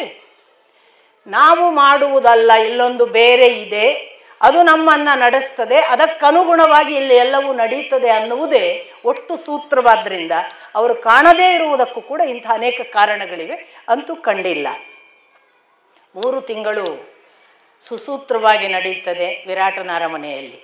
4ನೆಯ ತಿಂಗಳು ಒಂದು ಉತ್ಸವ, ಬ್ರಹ್ಮ ಉತ್ಸವ ಅಥವಾ ಶಿವ ಉತ್ಸವ ಅಂತ ಅಲ್ಲೊಂದು ಉತ್ಸವ ನಡೀತಿತ್ತು ಕಾಣ್ತದೆ ವಿರಾಟನ ಅರಮನೆಯಲ್ಲಿ. ಅದು ಪ್ರತೀತಿಯಿಂದ ಅಲ್ಲಿ ಮಲ್ಲಯುದ್ಧ ಆವಾಗ ಸಾಮಾನ್ಯವಾಗಿ ನಡೀತಿದ್ದಿರಬೇಕು. ಮಲ್ಲಯುದ್ಧಕ್ಕೆ ಎಲ್ಲರೂ ಬರ್ತಿದ್ರು ಅಂತ ಅನಿಸುತ್ತೆ. ಬೇರೆ ಬೇರೆ ದಿಕ್ಕುಗಳಿಂದ ಬೇರೆ ಬೇರೆ ರಾಜರು ಕಳಿಸ್ತಿದ್ರು ಅಂತ ಕಾಣಿಸುತ್ತೆ. ಇನ್ನೊಂದು ಆಶ್ಚರ್ಯ ಏನಂದರೆ, ಈ ಮಲ್ಲಯುದ್ಧದಲ್ಲಿ ಸೋಲು ಮತ್ತು ಗೆಲುವಲ್ಲ. ಸೋಲು ಅಂದರೆ ಸಾಯುವುದೇ ಎದುರಿನ ಪಾರ್ಟಿ, ಕೊಲ್ಲುವುದೇ. ಆ ಥರದೊಂದು ಮಲ್ಲಯುದ್ಧ ಇತ್ತು ಅಂತ ಗೊತ್ತಾಗತ್ತೆ. ಆ ಯುದ್ಧವನ್ನು ಮಾಡುವಾಗ ಒಬ್ಬ ಜೀಮೂತ ಅನ್ನುವ ಮಹಾಪರಾಕ್ರಮಶಾಲಿ ಎದ್ದು ನಿಂತು ತನ್ನ ತೋಳುಗಳನ್ನು ತನ್ನ ತೊಡೆಗಳನ್ನು ತಟ್ಟಿ, ನನ್ನ ವಿರುದ್ಧ ಯಾರು ಯುದ್ಧ ಮಾಡ್ತೀರಿ ಬನ್ನಿ ಅಂತ ಓಪನ್ ಇನ್ವಿಟೇಷನ್ ಕೊಡ್ತಾನೆ. ಆವರಣ ಮಲ್ಲ ಯುದ್ಧಕ್ಕೆ ಬೇಕಾದ ಹಾಗೆ ಎಲ್ಲ ಸಭಾಂಗಣ ಕಿಕ್ಕಿರಿದು ತುಂಬಿದೆ. ವಿರಾಟನ ಅರಮನೆಯಲ್ಲಿ ನಡೆಯುವುದು, ವಿರಾಟನ ಪ್ರಸ್ತುತಿ, ವಿರಾಟನೇ ನೋಡಿಕೊಳ್ಳುವುದು. ಅಂಥ ಹೊತ್ತಿನಲ್ಲಿ ಈಗ ಯುದ್ಧಕ್ಕೆ ಬನ್ನಿ ಅಂತ ಕರೆಯುವಾಗ ವಿರಾಟನ ಕಡೆಯಿಂದ ಯಾರು ಹೋಗದಿದ್ರೆ ಅದು ವಿರಾಟನಿಗೆ ಅವಮಾನ ಅಲ್ವಾ? ನಾವೇ ಆಯೋಜನೆ ಮಾಡಿದೆ, ನಮ್ಮ ಕಡೆಯಿಂದ ಜನ ಇಲ್ಲ, ಅವ್ರು ಗೆದ್ರು ಅಂತ ಅನೌನ್ಸ್ ಮಾಡ್ಬೇಕು. ಹೇಗಪ್ಪ? ಸ್ಪರ್ಧೆ ಇಲ್ಲ ಆಗಬಾರ್ದು. ಸ್ಪರ್ಧೆ ಇದ್ದು ಸೋತ್ರೆ ಬೇರೆ. ಯಾರೂ ಹೇಳೋದಿಲ್ಲ ವಿರಾಟನ ಅರಮನೆಯಿಂದ. ಆಗ ವಿರಾಟನಿಗೆ ನೆನಪಾಗ್ತದೆ, ನಮ್ಮಲ್ಲಿ ಬಂದಿದ್ದಾನಲ್ಲ ಅಡುಗೆಗೆ, ಅವನು ಹೇಳಿದ್ದ ತಾನು ಮಲ್ಲಯುದ್ಧ ಮಾಡ್ತೇನೆ ಅಂತ, ಅವನನ್ನು ಕರಿವ. ಹಾಗೆ ಭೀಮನನ್ನು ಆ ಒಂದು ಕ್ಷಣಕ್ಕೆ ಕರೆಯಲಾಗ್ತದೆ. ನೋಡಿ, ಅಲ್ಲೊಂದು ಉಲ್ಲೇಖ ಹೇಗಿದೆ ಅಂದರೆ, ಇಷ್ಟ ಇಲ್ಲದೆ ದುಃಖದಿಂದ ಹೋದ ಅಂತ. ಯಾಕೆ ಪ್ರಕಟ ಆದರೆ ಅನ್ನೋ ಒಂದು ಭಯ ಇದೆ ಅಲ್ಲ ಅವರಿಗೆ. ಹೇಳ್ಕೊಂಡಿದ್ದಾನೆ, ಇಷ್ಟ ಇಲ್ಲದೆ ಒಂದಿಷ್ಟು ದುಃಖದಿಂದಲೇ ಒಪ್ಪಿಕೊಳ್ಳೋದು ಅನಿವಾರ್ಯ. ಯಾಕೆಂದ್ರೆ ವಿರಾಟ ಕರೆಯುವಾಗ ಇಲ್ಲ ಅನ್ಲಿಕ್ಕೆ ಬರೋದಿಲ್ಲ. ಹೋದರೆ ಅದೆಲ್ಲ ನೀವು ಓದಬೇಕು. ಒಂದು ಭೀಮ ಮಾಡೋ ಯುದ್ಧಗಳನ್ನು, ಭೀಮ ಮಾಡುವ ಅವನಿಗೆ ಎಷ್ಟೋ ದಿನದ್ದೆಲ್ಲ ಸಂಕಟಗಳೇ ಉಂಟಲ್ಲ. ಹಾಗಾಗಿ ಆ ಸಂಕಟಗಳನ್ನೆಲ್ಲ ಎಲ್ಲಿ ಹಾಕೋದು ಅಂತ ಗೊತ್ತಿಲ್ಲ ಪಾಪ ಅವನಿಗೆ. ಅವನು ಸಿಕ್ಕವರನ್ನು ಅರದು ಕುಡಿದು ಬಿಡ್ತಾನೆ. ಆ ಥರ ಅವನ ಜಗಳ. ಅದು ಹೇಗೆ ಜೀಮೂತನ ಜೊತೆಗೆ ಯುದ್ಧ ಮಾಡ್ತಾನೆ ಅಂತಂದರೆ, ಅಲ್ಲಿ ಈ ಮಲ್ಲ ಯುದ್ಧದಲ್ಲಿ 4 ಥರ ಅಂತ ಹೇಳ್ತಾರೆ. ಒಂದು ಪ್ರಕರ್ಷಣ, ಇನ್ನೊಂದು ವಿಕರ್ಷಣ, ಇನ್ನೊಂದು ಅಭ್ಯಾಕರ್ಷಣ, ಮತ್ತೊಂದು ಎತ್ತಿ ಹಿಂದಕ್ಕೆ ಹೋಗಿವ, ಹೀಗೆಲ್ಲ ಆಕರ್ಷಣ. 4 ವಿಭಾಗಗಳು ನಮಗೆ ಗೊತ್ತು. ಮೊದಲು ಅವರು ಹೀಗೆ ಸುತ್ತುವುದು ಅಲ್ವಾ? ಈ ಸುತ್ತುವುದು ಮೊದಲು ಮಾಡಿಸ್ತಾನೆ. ಒಬ್ರಿಗೊಬ್ರು ಎದುರಾಬದ್ರು ಸುತ್ತುವುದು. ಸುತ್ತಿ ಸುತ್ತಿ ಸುತ್ತಿ ಸುತ್ತಿ ದಣಿಸಿದ ಮೇಲೆ ಆಕರ್ಷಣ, ಕರ್ದು ಅಲಿಂಗಿಸಿಕೊಳ್ಳೋದು. ಆ ಅಲಿಂಗನದಲ್ಲಿ ಮೈ ಪುಡಿಯಾಗುವ ಹಾಗೆ ಅವರನ್ನು ಅಪ್ಪಿಕೊಳ್ಳೋದು. ಅವನು ಮೈ ನುಜ್ಜುಗುಜ್ಜಾಗಿ ಬಿಡಿಸ್ಕೊಳ್ಳಿ ಪ್ರಯತ್ನ ಪಡಬೇಕು. ಬಿಡಿಸಿಕೊಂಡಾಗ ಅವನನ್ನು ಎತ್ತುವುದು, ಅದು ಅಭ್ಯಾಕರ್ಷಣ ಅಂತ. ಎತ್ತಿ ಗರಗರ ಗರಗರ ಸುತ್ತುವುದು, ಅವನನ್ನು ಹಿಡ್ಕೊಂಡು ಅವನಿಗೆ ತಲೆ ತಿರುಗಬೇಕು. ಆ ಎತ್ತಿ ಗರಗರ ಗರಗರ ಸುತ್ತಿ ಇನ್ನು ತಗೊಂಡು ಹೋಗಿ ಅವನನ್ನು ಎತ್ತಿ ಹಿಂದಕ್ಕೆ ಒಗೆಯುವುದು, ಅದು ವಿಕರ್ಷಣ. ಇಷ್ಟನ್ನು ಮಾಡ್ತಾನೆ. ಮಾಡಿ ಪಾಪ ಜೀಮೂತ ಬದುಕಿದ್ರೆ ಜಾಸ್ತಿ ಅನ್ನುವ ಹಾಗೆ ಅವನನ್ನು ಯಾವ ಪರಿ ಅಪ್ಪಳಿಸಿ ಅವನನ್ನು ಕೊಲ್ತಾನೆ. ಮಲ್ಲಯುದ್ಧದಲ್ಲಿ ಜೀಮೂತನ ವಿರುದ್ಧ ವಿರಾಟನ ಅರಮನೆ ಜಯ ಅಂತ ಘೋಷಣೆ ಆಗ್ತದೆ. ಆವಾಗ ಒಂದು ವಿರಾಟ ಸಂತೋಷ ಎಷ್ಟು ಪಡ್ತಾನೆ ಅಂದರೆ, ಅದು ಕಾಲಾಂತರದಲ್ಲಿ ವಿರಾಟನಿಗೆ ಬೇಸರ ಆದಾಗೆಲ್ಲ ಕಾಡಿನಲ್ಲಿ ಕಾಡೆಮ್ಮೆ ಜೊತೆಗೆ, ಹುಲಿ ಜೊತೆಗೆ, ಬಾರೋ ನೀನು ಒಂದು ಹೋರಾಟ ಮಾಡು ನೋಡಬೇಕು ಅಂತ ಹಾಗೆಲ್ಲ ಹೋರಾಟ ಮಾಡಿಸ್ತಿದ್ದಂತೆ ಪಾಪ. ಈ ಭೀಮನಿಗೆ ಅನಿವಾರ್ಯ, ಅದನ್ನು ಮಾಡ್ತಿದ್ದ ಅಂತ. ಹೀಗೆಲ್ಲ ವಿರಾಟ ಅವನ ಜೊತೆಗೆ ಆಟ ಆಡಿಸಿಕೊಂಡು ಅವನ ಒಂದು ಆ ಮಲ್ಲಯುದ್ಧದ ಆಟವನ್ನೇ ನೋಡಿ ಸಂತೋಷ ಪಡ್ತಿದ್ದ. ಹೀಗೆ ಅದು ಒಂದು 4ನೆಯ ಮಾಸ ಕಳೆಯಿತು. 10ನೆಯ ಮಾಸಕ್ಕೆ ಇನ್ನೊಂದು ಕಂಟಕ ಬಂದ ಹಾಗೆ, ಅಷ್ಟರವರೆಗೆ ನೋಡಿರದೇ ಇದ್ದ ಸುದೇಷ್ಣೆಯ ತಮ್ಮ ಕೀಚಕ ಅವನ ಕಣ್ಣಿಗೆ ಒಂದು ದಿನ ಸುದೇಶ್ನೆಯ ಅಂತಃಪುರಕ್ಕೆ ಯಾವುದೋ ಮಾತುಕತೆಗೆ ಬಂದಾಗ ಈ ಮಾಲಿನಿ ಕಣ್ಣಿಗೆ ಬೀಳ್ತಾಳೆ. ಕಣ್ಣಿಗೆ ಬಿದ್ದರೆ ಇವನು ಎಷ್ಟು ಕಾಮಾತುರನಾಗ್ತಾನೆ ಅನ್ನೋದಕ್ಕೆ ನಿಮಗೆ ಈಗಾಗಲೇ ದ್ರೌಪದಿಯ ಸೌಂದರ್ಯವನ್ನೆಲ್ಲ ನೀವು ಅವರು ವಿವರಿಸೋದು ನೋಡಿದರೆ ಅವಳು ಸಾಮಾನ್ಯ ಸೌಂದರ್ಯದವಳೇ ಅಲ್ಲ. ಅವಳನ್ನು ನೋಡಿದರೆ ಅದು ಅಪ್ರತಿಮ ಸೌಂದರ್ಯ ಅನ್ನೋದು ಗೊತ್ತಾಗುತ್ತೆ. ಬೇರೆ ಬೇರೆ ರೀತಿಯಿಂದ ಅದನ್ನು ವಿವರಿಸ್ತಾರೆ ಅವಳು ಹೇಗಿದ್ಲು ಅಂತ. ಅವಳ ಸೌಂದರ್ಯ ವಿವರಣೆಯನ್ನು ಮತ್ತೆ ಪೂರ್ತಿ ಇವನು ಕಣ್ಮುಂದೆ ಕಟ್ಟಿಕೊಂಡು ಅದೆಂಥ ಸುಂದರ ಕಣ್ಣು, ಅದೆಂಥ ಹುಬ್ಬು, ಅದೆಂಥ ನಡು, ಅದೆಂಥ ಸ್ತನ, ಅದೆಂಥ ಜಘನ, ಹೀಗೆಲ್ಲ ಅವನು ಅವಳ ದೇಹವನ್ನು ದೈಹಿಕವಾಗಿ ವರ್ಣಿಸಿಕೊಳ್ತಾ ಕಾಮಾತುರನಾಗಿ ಲಜ್ಜೆ ಕಳೆದುಕೊಂಡು ಅವಳ ಹತ್ರ ಬಂದು, ನೀನು ಇಷ್ಟು ಸುಂದರಿ, ನನ್ನ ಹತ್ರ ಬಾ. ಯಾಕೆ ಈ ಸೈರಂಧ್ರಿಯ ಕೆಲಸ? ಯಾವ ಒಂದು ವೈಭವದ ಅರಮನೆಯ ಅಂದರೆ ನಾನು ಯಾವ ವೈಭವದ ತುದಿಯಲ್ಲಿದ್ದೇನೆ, ಅವನು ಸೇನಾಪತಿ, ನನ್ನ ವೈಭವವನ್ನೆಲ್ಲ ನೀನು ಅನುಭವಿಸಬಹುದು, ನಾನು ಅಂಥ ವೈಭವ ಕೊಡ್ತೇನೆ, ನೀನು ನನ್ನ ಜೊತೆಗೆ ಬಾ. ಇದು ಬಿಡು, ನಾನು ನೋಡು ನಿನಗಾಗಿ ನನ್ನ ಹೆಂಡಂದಿರನ್ನು ಸಹಿತ ಬಿಡ್ತೇನೆ. ಎಲ್ಲ ಹೆಂಡಂದಿರು ಇನ್ನು ನಿನ್ನ ದಾಸಿಯರು, ನನ್ನ ಪೂರ್ವ ಪತ್ನಿಯರೆಲ್ಲ ನಿನ್ನ ದಾಸ್ಯಕ್ಕೆ ಇಡ್ತೇನೆ. ಅಷ್ಟು ಮಾತ್ರ ಅಲ್ಲ, ನಾನು ಸ್ವತಃ ನಿನ್ನ ದಾಸನಾಗ್ತೇನೆ, ಬಿಡು ಬಾ. ಇದು ಯಾಕೆ, ಇದನ್ನು ಬಿಡೋದಕ್ಕೆ ಯಾಕೆ ಒದ್ದಾಡ್ತಿ? ನಾನು ಇಷ್ಟು ಮುಕ್ತವಾಗಿ ಕರೀತೇನಲ್ಲ, ಹಾಗೆ ಹೀಗೆ. ಇವಳು ಮೊದಲು ಧರ್ಮದ ಮಾತಾಡ್ತಾಳೆ. ನೀನು ಉತ್ತಮ, ನಾನು ಹೀನ. ವೃತ್ತಿಯಿಂದ ನೀನು ಕ್ಷತ್ರಿಯ, ನಾನು ವೃತ್ತಿಯಿಂದ ಒಂದು ಕೆಲಸದವಳು.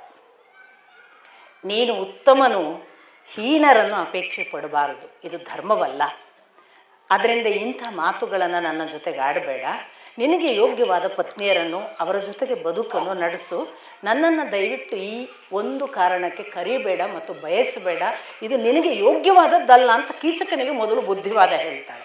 ಎರಡನೇ ಹಂತದಲ್ಲಿ ಮತ್ತು ಅವಳು ಅದನ್ನು ಮತ್ತೆ ಮತ್ತೆ ನೀನೇ, ನನಗೆ ಬೇರೆ ಹೆಂಡಂದ್ರು ಬೇಡ, ಅವರನ್ನು ದಾಸ್ಯಕ್ಕಿಡ್ತೇನೆ, ನಾನು ದಾಸ್ಯಕ್ಕಿದ್ದೇನೆ, ನನಗೆ ಯಾವುದೂ ಬೇಡ, ಸುಪ್ಪತ್ತಿಗೇನೆ ನಿನ್ನ ಪಾದಕ್ಕರ್ಪಿಸ್ತೇನೆ, ನೀನು ರಾಜ್ಯಕ್ಕೇನೆ ಅಭಿಷಿಕ್ತಳಾಗ್ತಿ, ಬಾ ಬಾ. ಮತ್ತೆ ನೀನು ವಿರಾಟನದಿಲ್ಲ ಏನೂ ನಡೆಯೋದಿಲ್ಲ, ನಂದೇ ನಡೆಯೋದು, ನಾನೇ ನಡೆಸೋದು. ವಿರಾಟ ನನ್ನ ಕೈಯ ಪಶು, ನಾನು ಅವನನ್ನು ಆಡಿಸ್ತಾ ಇದ್ದೇನೆ, ಇಡೀ ರಾಜ್ಯ ನನ್ನ ವಶದಲ್ಲಿದೆ ಎಲ್ಲ ಹೇಳುವಾಗ ಅವಳು ಮತ್ತೆ ಇನ್ನೊಂದು ಮಾತು ಹೇಳ್ತಾಳೆ. ಯಾವತ್ತೂ ಕೂಡ ಪತ್ನಿಯರೇ ಕೊನೆಯವರೆಗೆ ಜೊತೆಗಿರುವವರು. ಪತ್ನಿಯರನ್ನು ನಿರಾಕರಿಸಿ ಅವರನ್ನು ದಾಸಿ ಮಾಡ್ತೇನೆ ಅನ್ನೋ ಮಾತಾಡಬೇಡ, ಇದು ನಿನಗೆ ಶೋಭೆ ಅಲ್ಲ. ಅವರನ್ನು ನನಗೆ ದಾಸಿ ಮಾಡುವುದಲ್ಲ, ನೀನು ಅವರ ಜೊತೆಗೆ ಬಾಳುವುದೇ ಬಹಳ ದೊಡ್ಡ ಬದುಕು. ಇಂಥ ಯೋಚನೆಗಳು ನಿನಗೆ ಇಷ್ಟು ಜನ ಪತ್ನಿಯರಿರುವಾಗ ಬರಬಾರ್ದು. ಎಲ್ಲ ಒಳ್ಳೆಯ ಮಾತುಗಳು. ಅವನಿಗೆ ಅರ್ಥವೇ ಆಗದಂತಹ ಕಾಮದ ಉತ್ಕೃಷ್ಟ ಅವಸ್ಥೆಗೆ ಹೋದವನಿಗೆ ಯಾವ ನಾಚಿಕೆ ಇರುವುದಿಲ್ಲ ಅಂತ ನಿಮಗೆ ಗೊತ್ತೇ ಇದೆ. ಆ ದೃಷ್ಟಿಯಿಂದ ಅಂಥ ಲಜ್ಜೆಗೇಡಿತನದ ಮಾತುಗಳನ್ನು ಮತ್ತೆ ಆಡ್ತಾನೆ. ಆಗ ಕೊನೆಯದಾಗಿ ಅವಳು ಹೇಳ್ತಾಳೆ, ನೀನು ಅಪೇಕ್ಷಿಸಿದ್ದೀಯಾ, ದಯವಿಟ್ಟು ನನ್ನ ವಿಚಾರ ಬಿಡು. ನೀನು ತಿಳಿದ ಹಾಗೆ ಒಬ್ಬಳೇ ಅಲ್ಲ, ನನಗೆ 5 ಜನ ಗಂಧರ್ವ ಪತಿಯರಿದ್ದಾರೆ. ನಾನು ನಿನಗೆ ಎಚ್ಚರಿಕೆ ಕೊಡ್ತೇನೆ, ನೀನು ನನ್ನನ್ನು ಅಪೇಕ್ಷೆ ಪಟ್ಟರೆ ಅದೊಂದು ಗಂಡನಿಗೆ, ನನ್ನ 5 ಜನರಲ್ಲಿ ಒಬ್ಬರಿಗೆ ಗೊತ್ತಾದರೆ ಸಾಕು, ನೀನು ಬದುಕಿರುವುದಿಲ್ಲ. 5 ಜನರಿಗೆ ಗೊತ್ತಾದರಂತೂ ಮುಗಿದೇ ಹೋಯಿತು, ಸರ್ವನಾಶ. ಹಾಗಾಗಿ ಈ ಅಪೇಕ್ಷೆಯನ್ನು ಬಿಟ್ಟು ಬಿಡು ಅಂತ ಅವಳು ಅವನನ್ನು ಹೇಗೂ ಆ ದಿವಸ ದಾಟಿಸ್ತಾಳೆ. ಇವನು ಮತ್ತೆ ಸುದೇಶ್ನೆ ಹತ್ರ ಹೋಗ್ತಾನೆ. ನನಗೆ ಹೇಗಾದರೂ ಮಾಡಿ ಅವಳನ್ನು ಏಕಾಂತದಲ್ಲಿ ಕಳುಹಿಸಿಕೊಡು, ನನ್ನ ಹತ್ರ ಬರುವ ಹಾಗೆ ಮಾಡು ಅಂತ. ಇಷ್ಟರಲ್ಲಿ ವಾಸ್ತವಿಕ ಸುದೇಶ್ನೆ ಆರಂಭದಲ್ಲೇ ಹೇಳಿದ್ಲು, ಗಂಡಸರ ಜೊತೆಗೆ ನೀನೇನಾದರೂ ಅವರ ಕಣ್ಣಿಗೆ ಬಿದ್ದರೆ ಅಪಾಯ ಅಂತ. ಅವಳು ಸ್ವಲ್ಪ ಅದನ್ನು ಅವಳ ದೃಷ್ಟಿಯಿಂದ ರಕ್ಷಿಸಬೇಕಿತ್ತು. ಸುದೇಶ್ನೆಗೆ ಇದು ರೀಡಿಂಗ್ ಯಾರದ್ದು ಅಂದರೆ ದ್ರೌಪದಿದ್ದು. ಸುದೇಶ್ನೆಗೆ ವಿರಾಟನ ಕಣ್ಣಿಗೆ ಬೀಳಬಾರದು ಎಂಬುದಿತ್ತು. ಅದರಿಂದ ಇನ್ನೊಬ್ಬ ಗಂಡಸಿನ ಹತ್ರ ಹೋದರೆ ಒಂದು ರಕ್ಷಣೆ ಅಂತ ಎಣಿಸಿದ್ಲು. ನೋಡಿ ದ್ರೌಪದಿ ಎಷ್ಟು ಸೂಕ್ಷ್ಮ ಅಂತ. ಇದನ್ನು ಮುಂದೆ ಅವಳು ಭೀಮನ ಹತ್ರ ಹೇಳುವಾಗ ಈ ವಾಕ್ಯ ಇದೆ.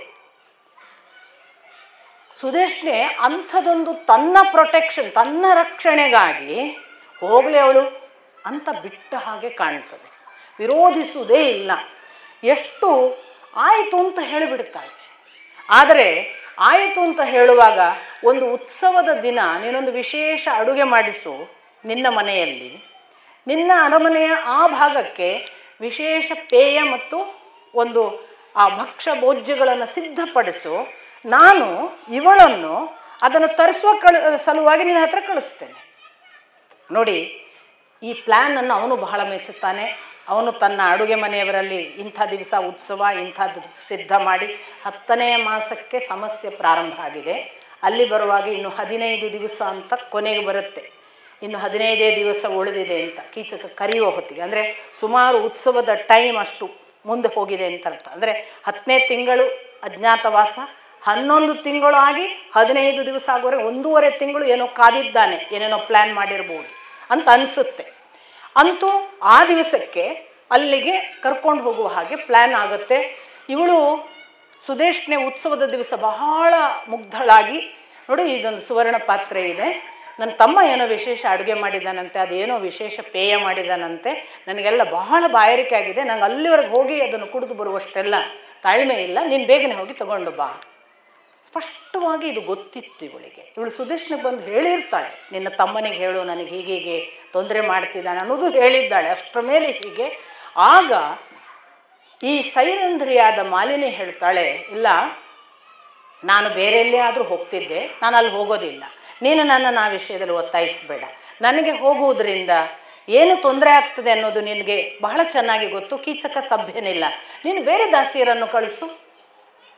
ಇಲ್ಲ ಇಲ್ಲ, ನೀನು ಅದ್ರ ಬಗ್ಗೆ ಚಿಂತೆ ಮಾಡಬೇಡ, ನಾನು ಕಳಿಸಿದ್ದೇನೆ ಅಂದ ಮೇಲೆ ಅವನೇನೂ ಮಾಡಲ್ಲ, ನನ್ನ ದಾಸಿಯನ್ನು ನಾನು ಪಾತ್ರೆ ಕೊಟ್ಟು ಕಳಿಸಿದ್ದೇನೆ ಅನ್ನುವ ಎಚ್ಚರ ಇರುತ್ತೆ. ಕೀಚಕ ಹಾಗೆಲ್ಲ ನಾನು ಕಳಿಸಿದ ದಾಸಿಯರ ಬಗ್ಗೆ ಹಾಗೆ ತಾನು ತನ್ನದ ನಿರ್ಣಯ ತೆಗೆದುಕೊಳ್ಳೋದಿಲ್ಲ, ಅವನಿಗೆ ಎಚ್ಚರ ಇದೆ, ನೀನು ಹೋಗು, ದಾಸಿಯಾಗಿ ಹೋಗು ಮತ್ತು ತಗೊಂಡು ಬಾ ಅನ್ನುವ ಒತ್ತಾಯವನ್ನು ಸಹಿಸಿಕೊಳ್ಳಬೇಕಾದ ಅನಿವಾರ್ಯತೆಯಲ್ಲಿ ಒಳಗೊಳಗೆ ಎದೆ ಢವ ಢವ ಮಾಡ್ತಾ ತನ್ನ ಅಸಹಾಯಕತೆಗಳನ್ನು ತಾನೇ ಶಪಿಸಿಕೊಳ್ತಾ, ತಾನು ಇದನ್ನು ಮಾಡಿ ಬರಬೇಕಲ್ಲ, ಎಂಥ ಕಷ್ಟದ ಒಂದು ಸಂಕಷ್ಟ ಸ್ಥಿತಿಯಲ್ಲಿ ನಾನು ಇದ್ದೇನೆ ಅಂದುಕೊಳ್ತಾ ಏಕಕಾಲಕ್ಕೆ ತಾನು ನಂಬಿದ ದೇವರನ್ನು ನಿರಂತರ ಪ್ರಾರ್ಥಿಸ್ತಾ ದ್ರೌಪದಿ ಮೆಲ್ಲನೆ ಅಲ್ಲಿಗೆ ಹೋಗ್ತಾಳೆ. ಹೋಗುವಾಗ ಸೂರ್ಯ ಇವಳ ಪ್ರಾರ್ಥನೆಗೆ ಒಲಿದು ರಾಕ್ಷಸ ರೂಪದಲ್ಲಿ ಅದೃಶ್ಯ ರೂಪದಲ್ಲಿ ನಿಂತು ರಕ್ಷಿಸ್ತಿದ್ದ ಅಂತ ವೇದವ್ಯಾಸರು ಬರೀತಾರೆ. ಅಂತೂ ರಾಕ್ಷಸನ ರೂಪದ ಅದೃಶ್ಯ ರೂಪ ಇವಳ ಜೊತೆಗಿರೋದು ಇವಳಿಗೂ ಗೊತ್ತಿಲ್ಲ. ಹೋಗ್ತಾಳೆ. ಹೋದರೆ ಕೀಚಕ ಯಥಾ ಪ್ರಕಾರ ತನ್ನೆಲ್ಲ ಆಸಕ್ತಿಗಳನ್ನು ಹೇಳುವ ಒಂದು ಕಾರಣವಾಗಿ ಅವಳ ಕಣ್ಣುಗಳನ್ನು ವರ್ಣಿಸುವುದು, ಮುಖವನ್ನು ವರ್ಣಿಸುವುದು, ತುಟಿಗಳನ್ನು ವರ್ಣಿಸುವುದು, ಸ್ತನವನ್ನು ವರ್ಣಿಸುವುದು, ಆ ಸೊಂಟ ಎಷ್ಟಿದೆ ಅನ್ನುವುದನ್ನು ತನ್ನ ಕೈಯಲ್ಲಿ ಹಿಡಿದು ತೋರಿಸಿ ಇಷ್ಟೇ ಇದೆ ಅಂತ ಒಂದು ಹೆಬ್ಬೆಟ್ಟು ತೋರು ಬೆರಳು ಒಟ್ಟುಗೂಡಿದರೆ ಅಷ್ಟೇ ಇದೆ ನಿನ್ನ ನಡು ಅಂತ ಹೇಳೋದು. ನಿನ್ನ ಜಘನ ಆ ಪ್ರದೇಶ ನೋಡಿದರೆ ನನಗೆಷ್ಟು ಕಾಮೋದ್ರಿಕ್ತನಾಗ್ತಿದ್ದೇನೆ, ನಿನ್ನ ನಾಭಿಯಲ್ಲಿ 3 ಆ ಗೆರೆಗಳು ಅದು ಉಂಟು ಮಾಡುವ ಪ್ರೋತ್ಸಾಹ ಇತ್ಯಾದಿ ಕಾಮೋದ್ರಿಕ್ತ ಮಾತುಗಳಿಂದ ತುಂಬ ಲಜ್ಜೆಗೇಡಿಯಾಗಿ ಹೆಚ್ಚು ಹೆಚ್ಚು ಸಮೀಪಕ್ಕೆ ಬರ್ತಾನೆ. ಹಾಗೆ ಸಮೀಪಕ್ಕೆ ಬರುವಾಗ ಮುಟ್ಟಬೇಡ ಅಂತ ಇವಳು ಅಂತಾಳೆ. ಅವನು ಕೇಳೋದಿಲ್ಲ. ಅವನು ಬಂದು ಬಲಗೈ ಹಿಡಿದಾಗ ಇವಳು ತೆಗೆದು ದೂಡ್ತಾಳೆ. ನಾನು ಹಿಂದೆ ಕೂಡ ಇಂಥದೇ ಮಾತನ್ನು ಜಯದ್ರಥನ ವಿಷಯದಲ್ಲಿ ಅವಳು ಮಾಡಿದ್ದನ್ನು ನಾವು ನೋಡಿದ್ದೇವೆ. ಅವಳು ತೆಗೆದು ದೂಡಿದಾಗ ಬೇರು ಕತ್ತರಿಸಿದ ವೃಕ್ಷದ ಹಾಗೆ ಅವನು ಬೀಳ್ತಾನೆ. ಬಿದ್ದರೂ ಲಜ್ಜೆಗೇಡಿ ಮತ್ತೆ ಹೇಳ್ತಾನೆ, ಮತ್ತೆ ಹತ್ತಿರ ಬರ್ತಾನೆ. ಇವಳು ಧಾವಿಸಿ ಹೊರಗೆ ಹೊರಡುವ ಅವಸರದಲ್ಲಿದ್ದಾಳೆ. ನಾನು ಹೋಗ್ತೀನಿ, ನೀನು ಮುಟ್ಟಬೇಡ ಅನ್ಕೋತ ಓಡುವಾಗ ಇವನು ಬೆನ್ನಟ್ಟಿ ಸೆರಗೆಳಿತಾನೆ. ಅವಳು ಚೇಳು ಮೈ ಮೇಲೆ ಬಂದರೆ ಹೇಗೆ ಕೊಡವುತ್ತೀವಿ ಹಾಗೆ ಕೊಡವುತ್ತಾಳೆ. ಕೊಡವಿಸಿಕೊಂಡ ಮೇಲೂ ಕೂಡ ಇವನು ಬೆನ್ನಟ್ತಾನೆ. ಇವಳು ನೇರ ರಾಜಸಭೆಗೆ ಬರ್ತಾಳೆ. ಈ ರಾಜಸಭೆಗೆ ಬಂದಾಗ ಅಷ್ಟು ಜನರ ಮುಂದೆ ಅವಳ ಕೂದಲನ್ನೆಳೆದು ಕಾಲಿನಿಂದ ಒದೀತಾನೆ. ಇದು ಸರ್ವರ ಸಮ್ಮುಖದಲ್ಲಿ ನಡೆಯುತ್ತದೆ. ಅಲ್ಲೇ ಯುಧಿಷ್ಠಿರ ವಿರಾಟನ ಜೊತೆಗೆ ಪಗಡೆ ಆಟಕ್ಕೆ ಕೂತಿದ್ದಾನೆ. ಪಕ್ಕದಲ್ಲೇ ಭೀಮಸೇನ ಇದ್ದಾನೆ. ಇಡೀ ಸಂದರ್ಭ ಅಷ್ಟು ಜನರ ಮಧ್ಯೆ ಹೀಗೊಬ್ಬ ನನ್ನನ್ನು ಕಾಲಿನಿಂದ ಒದೆಯುವಾಗ ನೋಡುತ್ತಾ ಕುಳಿತಿದ್ದೀರಲ್ಲ, ನಿಮಗೆ ಯಾರಿಗೂ ಕಾಣಿಸುತ್ತಿಲ್ಲವೇ? ಇದು ತಪ್ಪು ಎಂಬ ಭಾವವೂ ಇಲ್ಲವೇ ಅಂತ ಕೇಳುವಾಗ ಅದನ್ನು ಉಗ್ರ ಕೆಂಪಾದ ಕಠೋರ ಕೋಪದ ಕಣ್ಣಿನಿಂದ ನೋಡಿದ ಭೀಮಸೇನ ಕೈಯ ಮಾಂಸಖಂಡಗಳೆಲ್ಲ ಬಿಗಿಯಾಗಿ ಸೆಟೆದು ನಿತ್ತು ಮುಷ್ಟಿ ಒಂದಕ್ಕೊಂದು ಕೂಡಿ ಇನ್ನೇನು ಹೊರಟ ಅನ್ನುವ ಹಾಗೆ ತನ್ನ ಇಡೀ ದೇಹ ಈಗ ಬಲಿಷ್ಠವಾಗಿ ಎದ್ದು ನಿಲ್ತದೆ ಅನ್ನುವ ಹಾಗೆ ಅಲ್ಲಿ ಕೂತಿದ್ದವನು ಹಲ್ಲು ಕಟ ಕಟ ಕಡಿದು ಎದ್ದು ನಿಲ್ತಾನೆ ಅನ್ನುವಾಗ ಯುಧಿಷ್ಠಿರ ತನ್ನ ಬಲಗೈ ಹೆಬ್ಬೆಟ್ಟಿನಿಂದ ಅವನ ಎಡಗೈಯನ್ನು ಒತ್ತುತ್ತಾನೆ. ಶಕ್ಕಂತ ಇವನಿಗೆ ಎಚ್ಚರ ಆಗ್ತದೆ, ಸನ್ನೆ ಮಾಡ್ತಾನೆ. ಅಜ್ಞಾತವಾಸದ ಸಮಯ ಮುಗಿದಿಲ್ಲ. ಅಷ್ಟು ಅಸಹಾಯನಾಗಿ ಹಾಗೇ ಕಣ್ಣು ಮುಚ್ಚಿ ಮತ್ತೆ ಕೂತ್ಕೊಳ್ತಾನೆ. ಇವಳು ಮುಂದುವರಿಸ್ತಾಳೆ, ನನಗೆ 5 ಜನ ಗಂಧರ್ವ ಗಂಡಂದಿರಿದ್ದಾರೆ, ಅವರು ಕ್ಷೇಮವಾಗಿ ಇದನ್ನು ನೋಡುತ್ತಿದ್ದಾರೋ ಏನೋ ಯಾರಿಗೆ ಗೊತ್ತು. ನೋಡುತ್ತಿದ್ದರೂ ಏನೂ ಮಾಡಲಾಗದ ಅಸಹಾಯಕತೆಯ ವಿಧಿ ಎಷ್ಟು ದಿನ ಆಡಿಸಲಿಕ್ಕಿದೆಯೋ ಯಾರು ಬಲ್ಲವರು. ಆದರೆ ಇಷ್ಟು ಜನರಿದ್ದಿರಲ್ಲ, ನಿಮಗೆ ಗೊತ್ತಾಗುವುದಿಲ್ಲವೇ?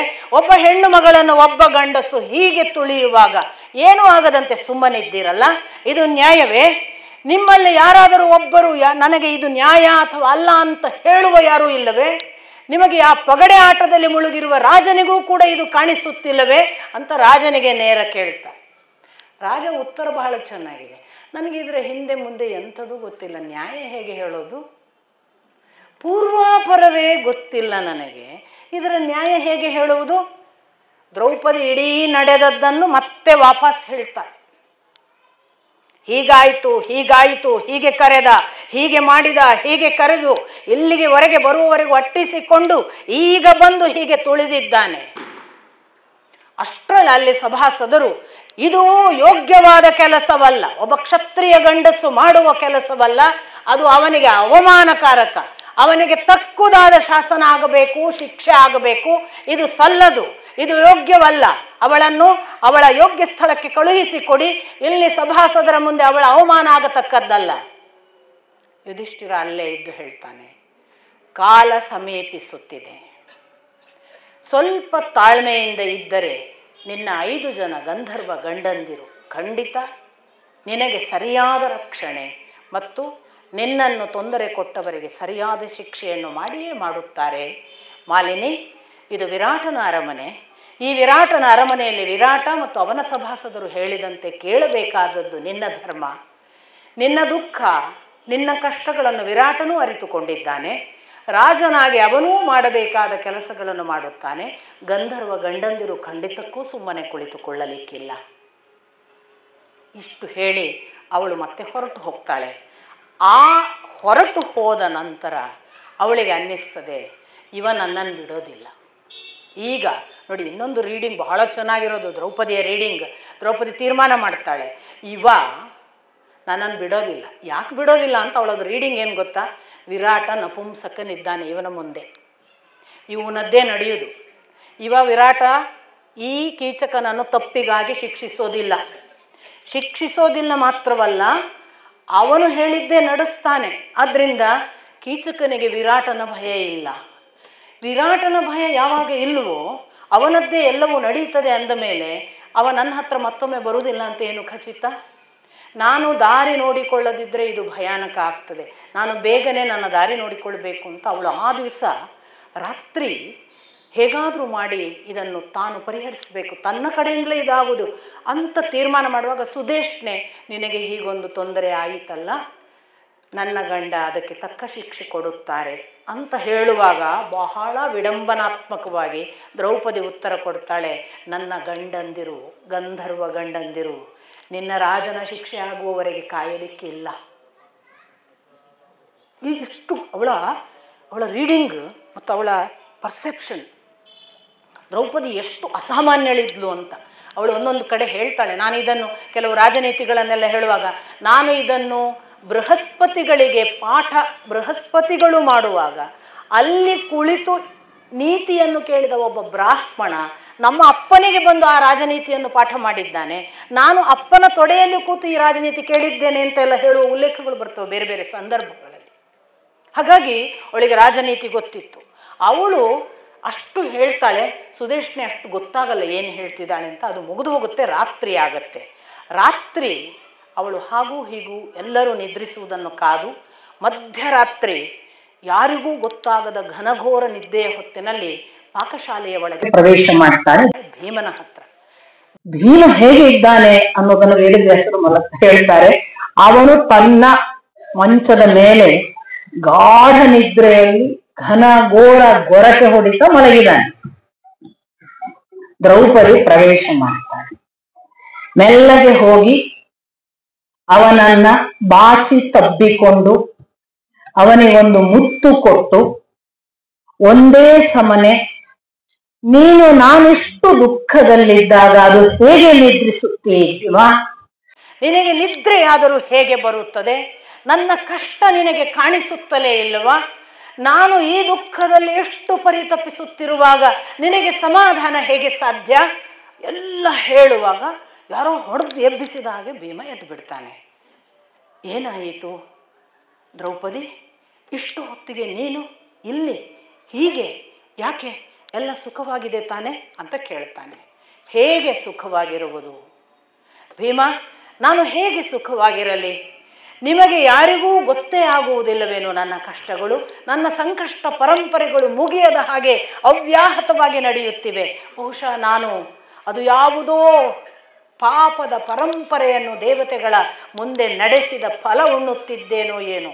ಹಿಂದೆ ಯಾವುದೋ ಪಾಪ ಮಾಡಿದ್ದೇನೆ ಅನ್ನುವ ಕಾರಣಕ್ಕೆ ಇದು ನನ್ನನ್ನು ಬೆನ್ನತ್ತಿ ಬಂದಿರಬೇಕು ಅಂತೆಲ್ಲ ಹೇಳ್ತಾ ಬಹಳ ಪ್ರಥಮ ಬಾರಿಗೆ ಯುಧಿಷ್ಠಿರನನ್ನು, ಆ ಯುಧಿಷ್ಠಿರ ತನ್ನ ಅಕ್ಷವಿದ್ಯೆಯ ಪಗಡೆ ಆಟದಲ್ಲಿಯೇ ಮುಳುಗಿ ಇನ್ನೇನು ನಾಶ ಮಾಡಲಿಕ್ಕಿದ್ದಾನೋ ಯಾರಿಗೆ ಗೊತ್ತು?